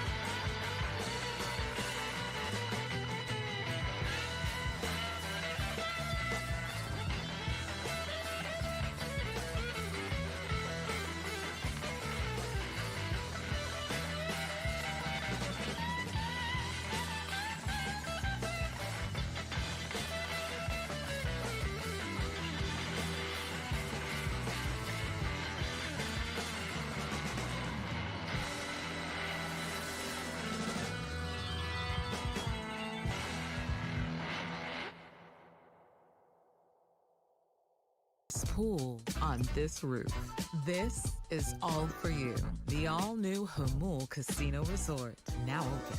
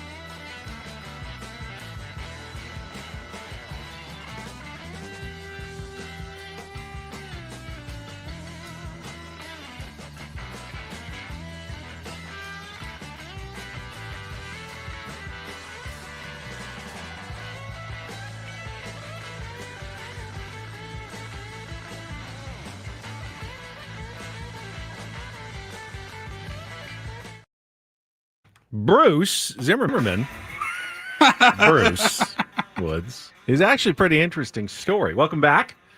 Ben and Woods going until 10 o'clock. This hour on 97.3 The Fan is brought to you by Staples. Your local Staples has hot deals and super low prices throughout the store and everything for your business. Right now at Staples, save up to $125 off your print order. Exclusions apply. Visit staples.com/print for details. Ends 11/1. Plus save even more with the Easy Rewards program at Staples. My God, he's another lefty. So he was not churning him out supposed to start today's game. It's Brandon Woodruff's turn in the he rotation, got hurt. but he got hurt lat strain a couple days ago.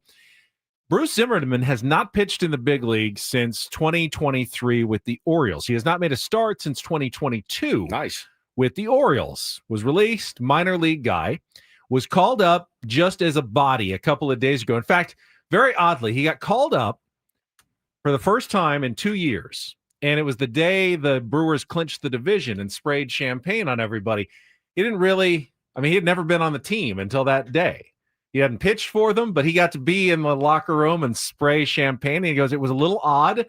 I didn't really contribute at all to this because I didn't pitch an inning for the Brewers. Don't you just pack your stuff and leave? I don't know. He was there. He celebrated with them. They showed a picture. Did you guys see the picture of Walker Buehler, who got picked up by the Phillies?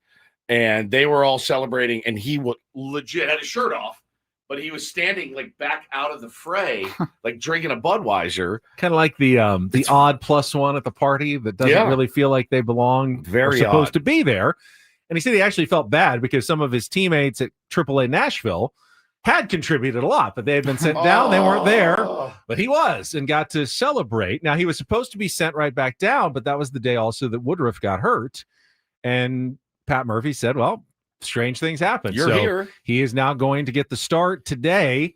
The left-hander on the mound for the Brewers in Game 2 of the series, taking Woodruff's spot in the rotation. 30 years old, Baltimore native, pitched for his hometown team, the Orioles, for the first couple of years. Had about a 5.6 ERA in limited major league experience so far, and then had a good season, 10-7 with a 4-something ERA in the minors at AAA this year for the Nashville Sounds. And it's earned him an opportunity today against a hungover San Diego Padres team which probably will be missing their most dangerous right-handed batter again, as Fernando Tatis Jr. still recovering from whatever illness he's contracted. So, they still have to clinch home field advantage throughout the playoffs and the number 1 seed. The Brewers, you mean? The Brewers, yeah. So they're probably looking for another win or two at least the rest of the season. They can't just not win any games, or the Phillies could pass them at the end of the year. So he's getting this opportunity today. And for the Padres, it's like, hey, let's get this kid. Hasn't been in the big leagues in a while. Maybe we score some runs. We can win without using our high-end bullpen guys who should all be down, as we talked about earlier. A little bit softer landing for Xander Bogaerts, I would say, against the lefty that hasn't pitched in the bigs in a couple of years than Freddie Peralta last night. So definitely look to see Xander. Again, they worked him out really hard yesterday, and we're going to give him one more day. So today I would imagine he's back at short. Tonight, again, softer landing against a kid like this instead of Freddie Peralta. So that actually makes some sense. Why they did that last night. Turns out you didn't need Xander Bogaerts last night. You won the game without him, including, a couple of really nice plays from Jose Iglesias last night, and obviously a huge home run from Jose Iglesias off Freddie Peralta last night. So baseball's getting weird, guys. That's a weird thing to happen. Dennis Lin did report, I don't think the Padres have had any definitive news yet, but they were testing Fernando Tatis Jr. for both the flu and COVID. Yeah. Nothing good that would indicate that he's going to be back in the next day or so. The hope would be that he's just healthy by the time. You know how you always feel like even after you get back, you feel not yourself for a couple of days at least. Even when I'm healthy, I don't feel myself. Yeah. I'm very aware. You want him to hopefully by next Tuesday feel 100% Fernando Tatis Jr. for game 1 of the playoffs. And you also hope didn't infect anybody else who's now incubating and going to get sick in 2 or 3 days, which would be even worse for the San Diego Padres. We've seen it happen many times for baseball teams, football teams, hockey teams, where things are going well, everyone's playing well, and illness hits a clubhouse all at the wrong time in the playoffs and can just devastate your season at the wrong moment. Well, luckily, really just bad luck. There's not much you can do about it. Luckily for us, our immunity is built up. The bunting flu has been in San Diego since the beginning of the year. Immunity's strong, so they can fight through it and give us their best effort moving forward. But yeah, I mean, look, it's going to be. Honestly, I don't think you're going to see money. Who do you, if you're the skipper tonight, who do you get off your feet? Who is priority number 1? Xander's going to be back in there. Manny would be priority 1. Priority 1 for me. Yep. Position wise. He's off. He's not playing. But he got a lefty, and maybe you wait until tomorrow when DH him. Just DH him, yeah. And get Iglesias at third, which would be fine. Mason McCoy at short. No, Xander's at short. Oh, Xander's at short. That's right. Xander's at short. Back tonight. Yeah. Yep. Xander at short, and I'd get Manny off my feet. Crony's been grinding pretty hard too. That might be another one. Get him off his feet against the lefty. Yeah. Sure. Okay, that makes some sense. Yeah. So we'll see what happens. I would assume tonight. Laureano will be back in the lineup. Yep. Laureano will be back in the lineup. Just pinch hitting last night. Yep. So we'll see. We'll see what the lineup looks like. And as we mentioned earlier, this is Randy Vasquez's opportunity. No quick hook for Randy Vasquez tonight. They'll want him to go as deep as possible, keep the Padres in the game, what he has done so well. Give the Padres a chance to win when he takes them out. Not dominant necessarily, but most of the time leaves the game within a run or so. A lot of no decisions for Randy Vasquez this year. And they'll probably love to see 5 or 6 innings at least and, keep him within a run or two and give yourself a chance to win the game late like you did yesterday. Yeah, Randy, Kyle Hart, Yuki Matsui. Hope you didn't get too drunk last night. We're going to need you tonight. Don't go crazy.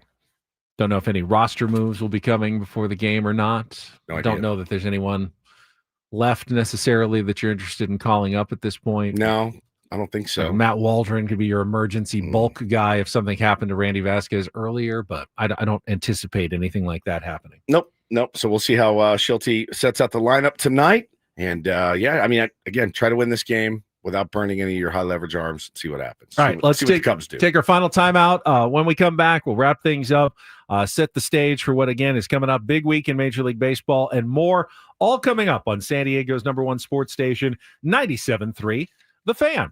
Also, great time of year for Prize Picks. It is daily fantasy for everybody. Millions of users, billions of dollars in prizes being won all the time with Prize Picks. It's fun. It's easy to play. All you're doing is setting daily fantasy lineups. That's 2 to 6 players. You're picking stats just against the numbers, more or less, on some of your favorite players, like this week, Saquon Barkley, more or less than 1 rushing touchdown, or Josh Allen, more or less than 270 passing yards. Put those into a football lineup. Even add baseball players. If you're watching both, you can cross over sports. Prize Picks is the way to do it. You can even follow other Prize Picks players directly on the app, copy their lineups. If you've got someone who you trust, setting some good lineups, you can do it that way. Just make sure that when you download the Prize Picks app, you're using the code KWFN to get $50 in free lineups when you play your first $5 lineup. That's code KWFN to get $50 in lineups when you play your first $5 lineup. And always look for those special squares, the maximum discounts, they're called, 99% off the numbers. So more or less than 1/2 of 1 passing yard for Patrick Mahomes. That's an easy win to put into one of your lineups. You can do that today at Prize Picks, where it's good to be right. Must be present in certain states. Visit prizepicks.com for details.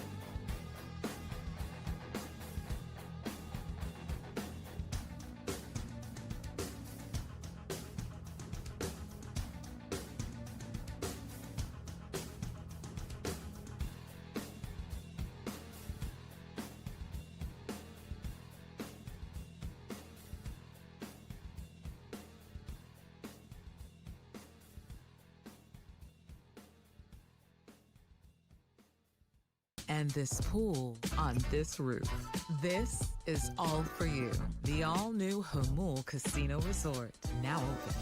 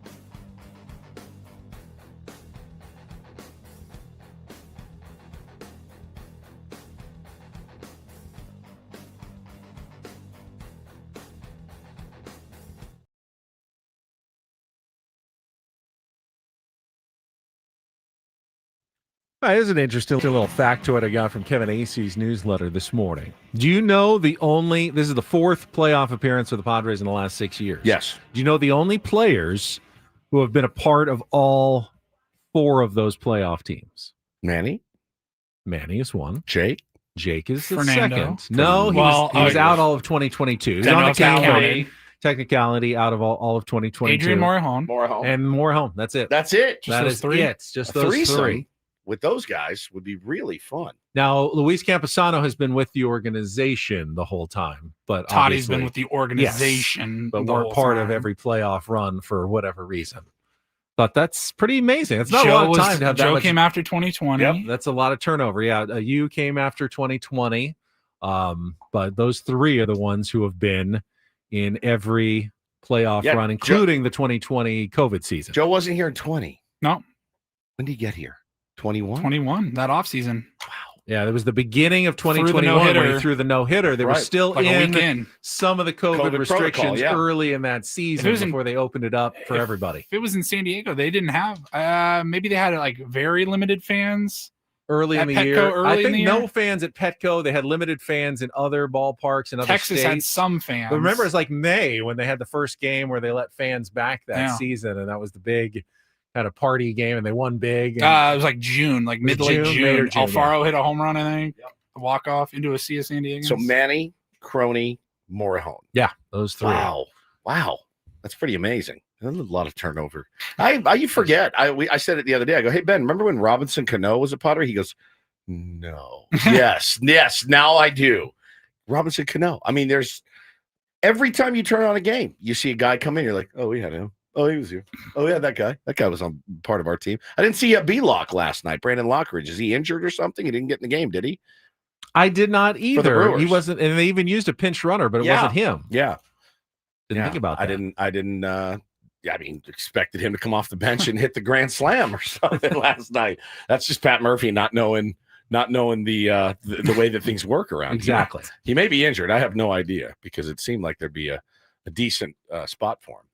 All right. Well, let's check traffic one last time, and then we'll kind of wrap things up and put a bow on what's been a pretty fun morning here. Very fun morning. With Ben Woods and the Tier 1s on 97.3 The Fan. From the 855 Get Ross Traffic Center, protecting San Diego after accidents or injury.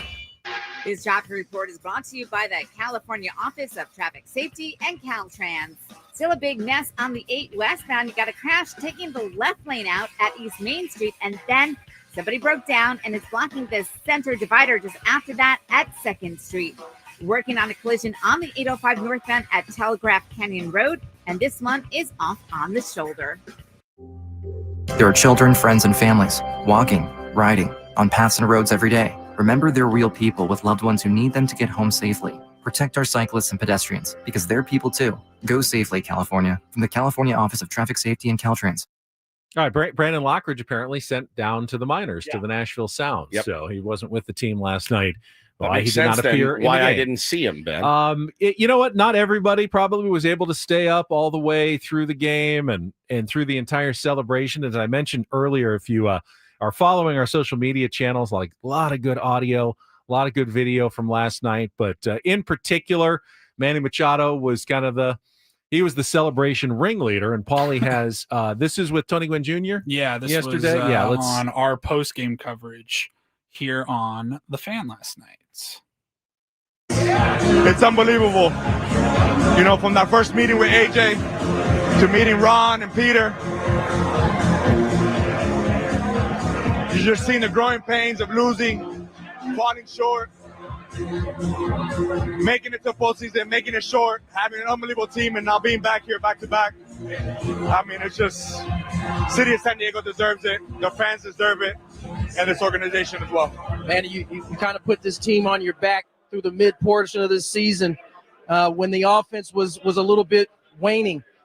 I mean, this is kind of what you do. How good does it feel to get them to this point and then have your teammates kind of pick you up there at the end? Oh, yeah, man. I mean, I came here for a reason, was to win and pick up a team and ride, you know, and this is what I do. I've done it my entire career, continue doing it, and I got faith in my boys. I know that I could ride for a team for a little bit, and I know my boys are going to come up there and pick me up when I'm down as well, and they did that this whole month. And they picked me up, and look where we are, man. We fought, we've grinded, you know, we've gone through the gauntlet as a team, and, man, it just feels so good. It feels so good. You guys, you kind of mentioned it. Last year, you guys got to the second half and just rolled. This year, it wasn't that easy. You guys had to really grind it out. Does it make getting to this point that much more fulfilling when you had to work that hard to get there? I wouldn't say that because it's hard. I wouldn't say that, but man, it feels good to win. It feels good to win, to be back in this spot. And yeah, it hasn't been easy, but this team has fought. We fought since last year, and we're going to continue to do it. You guys got 5 more games to go against some opponents that obviously the Brewers are where they are. The Diamondbacks still in this bad boy. Yes, what are you guys trying to accomplish in these last 5? We're not stopping. We're not stopping. Keep playing good baseball. We're going to continue to do it. You know, this isn't over. We got to get hot. We got to get going now. And we've been showing clips and going, but we got guys fully going. We got guys doing the things that need to get back to, and we're gonna get rolling. And when this business isn't finished, we got to continue to the end. Congratulations, my friend. I want to strangle somebody right now. I'm so fired up. Can I get you? I just want to get. It just goes back to you know, Manny took a chance. He took a big chance. Not that, you know, crossing. Relax. All right. I mean, a lot of money. Got a lot of money. All right, settle down. What? Settle down. It's cute to think that, but you can don't sell me, babe. All right, $330 million. Well, there were other teams that would have given him $300 million or close to it. I get it. He's my favorite player, but I'm also not an idiot. I don't want to be like, man. If Oakland offered him 300, he very well could have gone to Oakland. Right. And that would have been a chance that may not have paid off as well. Right. Because he might have been playing his career in Oakland. Well, and San Diego at the time was Oakland. Yeah. He came to a place where he could have buried his career. He would have made a lot of money, but his career could have gone like, but you don't play in any meaningful games anymore. Mike Trout. Exactly. You know, Mike Trout is a legendary player and will be a Hall of Famer. But he's played in what moments, one series, what right? moments of Mike Trout's career will you remember other than, you know, striking out against Shohei Ohtani in the World Baseball Classic? Legit, he's one of the best I've ever seen. But I mean, he's amazing. I don't really remember any moments from his career because he's played in no really significant baseball games, and that was the chance that Manny took, because he could have signed for $300 million. Team never got good around him, and he's just stuck in San Diego on a bad team. Just making paychecks. I get it. Yes, you took a chance, but a team that was at least rumored to be on the upswing and an ownership group that was willing to finally spend money. Sure. 8 hours with AJ Preller, crazy, hearing the vision of how he's going to build that team around him. And can you imagine sitting there for an 8-hour meeting? Could you imagine me sitting I would be like, I'd have my credit card out. Just whenever you're ready. We got this. No. Let's get this thing done. We were at dinner last night. You want to woo Woods quickly, not in 8 hours. you will lose me if you keep me 8 hours. I'm Yeah, lost. I'd be I'm like, going AJ, somewhere else. Yeah, Sure. How much? Sounds good. Yeah. How much? Sounds good. This Yeah, prospect? okay. All right, great. Yeah, I look forward to seeing Carlos Asuaje in action. Sounds really great. This Austin Hedges guy, I guess there's something there. How much am I making? What benefits can I get? I want to live in San Diego. I'm in. You can't keep me here for 8 hours, though. You're going to lose me. I'll go play anywhere else. Do you like start at lunch and then you're still at the table and you say, hey, it's time for dinner. Let's get the menus back again and order dinner? It's a long meeting. I couldn't do it. I just couldn't do it. You cannot keep me anywhere for 8 hours. You just can't. Manny also, I think it was in one of his other comments, talked about how AJ Preller at the bleeping trade deadline every year gets it done. And that Manny was on clearly loves television. that. Yeah, that was with Mud. Yes, and he did let a word slip. You can't say GD. Oh, you can say G and you can say D. Can't say GD. But it was something like, he was asking him about AJ Preller because Mud went up to Manny to try to interview him right away. And Manny goes, hang on 1 second. He saw Preller talking to some other people. He walked over and just dumped an entire beer on AJ's head. Came back to Mud and he was talking. He's like, yeah, man, like 7-hour meeting or whatever. I remember it. And this is what it is all for. And, if you don't believe me, just see what this guy does every GD deadline. K-Loss's 8-hour meeting. Were they not just golfing while working out? No, they were sitting in a like a Cuban restaurant, I believe, in Miami. And, talking and, this is what I'm nervous about. This is what this is what we expect from you and this, that, and the other.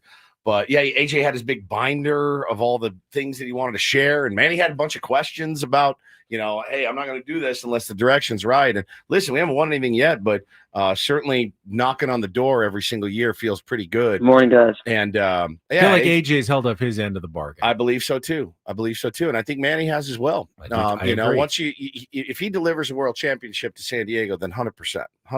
But when guys win the Stanley Cup, hockey players, they go bat-ass crazy with that thing when they celebrate. Yeah. Like I feel like Manny's got that in him if they get the like ultimate. He may break the trophy. Yeah. You know what I mean? Like he really plays hard and celebrates hard, and he's the master of the celebration. I mean, we could all learn a thing or two. I mean, I think him and I think Joe are probably like the two ringleaders of the clubhouse celebrations. Yeah, it's great. It was great. I love it. It makes me. It does. Bobby Cressy, who called in earlier, he's right. You get that romantic feeling about baseball, even if you haven't had it for a while. And I haven't. It's been tough. They've been a tough watch a lot of the season.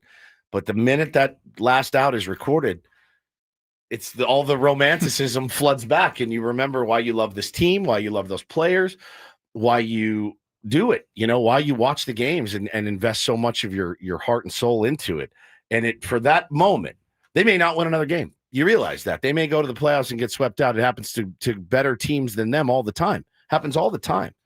But that moment last night, jumping out of bed, like exhausted, just wanting to see that and celebrate it was the best. Last night was a really quality win over a good opponent. 100%. The kind of games you need to win in the playoffs. It didn't fundamentally change anything about the second half Padres. Their strengths are still their strengths. Yeah, the weaknesses. Their weaknesses are still their weaknesses. I'm not like super confident in Nick Pivetta even moving forward. Yeah, I mean, he's labored a lot in his last couple outings. But then again, if you're watching Freddie Peralta last night, he's getting hit around a little bit as well. I mean, every team has this. Tyler Glasnow got hit around his last start, I do believe.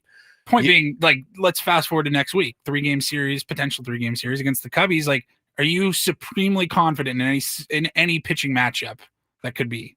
No, but I'm also, if I'm the Cubs, I'm also terrified. Not confident in any of my pitching matchups either. So, you're not going up against Paul Skeens in game one. Yeah, it's going to be Imanaga and Boyd, as we talked about. We'll obviously dive into that a little bit further as the week goes on. We've got plenty of time and things to talk about. But yeah, I'm very.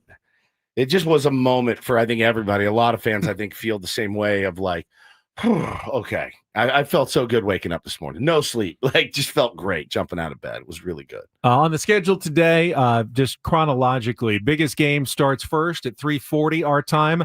The Detroit Tigers, with a now 1-game lead over the Cleveland Guardians, are in Cleveland. It'll be Tarek Skubal against Gavin Williams. I mean, come on, dude. Cleveland, if they win 1 game in the series, they will also have the tiebreaker. Wow. But so if they win 2 out of 3, they'd be tied, but they'd have the tiebreaker. So this is obviously probably the biggest series remaining in all of baseball this season between two contenders. That's a big one. Also at 3:40, the Pittsburgh Pirates visit the Cincinnati Reds. The Reds, of course, are currently in the final wild card position in the National League. They're just going to try to take care of business at home against the last place team. If they keep winning, nothing can stop them at this point. They're thinking, hey, 6-0, go all the way, and we can finish our season. So that's a big one. You've got Boston at Toronto. The Red Sox are only a game up out of the last wild card spot. They got a grind, and they got too. a tough. Toronto's trying to clinch to hold off the Yankees, who are hosting the White Sox. So Toronto's got to win those games. That's a 4:00 start in Toronto. You've got the Mets at Chicago at 4:40. That's one Padres fans are going to keep an eye on. 2.5 games behind the Cubs. You're cheering for the Mets now today. David Peterson going up against Cade Horton, who's been good for the Cubs this year.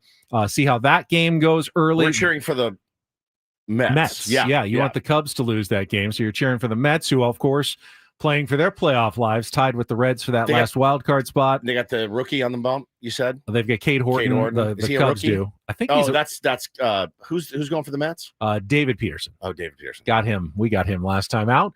The Mariners looking to clinch possibly in the next couple of days, the American League West. They get to host the Rockies the next 3 days. They got to feel good about that at home. And then you got Dodgers Diamondbacks at 6:40, same time as the Padres game, with Shohei Ohtani pitching against Brandon Pfaadt, who was amazing his last time out. And the Diamondbacks are a game out of a playoff spot and fighting for their playoff lives. That is an elite day of baseball. Yeah. An elite day of baseball. What do you have the rest of the day? You got to work? I am anchoring tonight. Oh, the news. So you get to go home and chill for a bit. In fact, I just got a text and they said, hey, any ideas? A guest that we can have on Channel 10 in our 5:00 news to talk Padres, 5 or 6, that I might know who wants to talk some Padres baseball. Try Pimp Lord.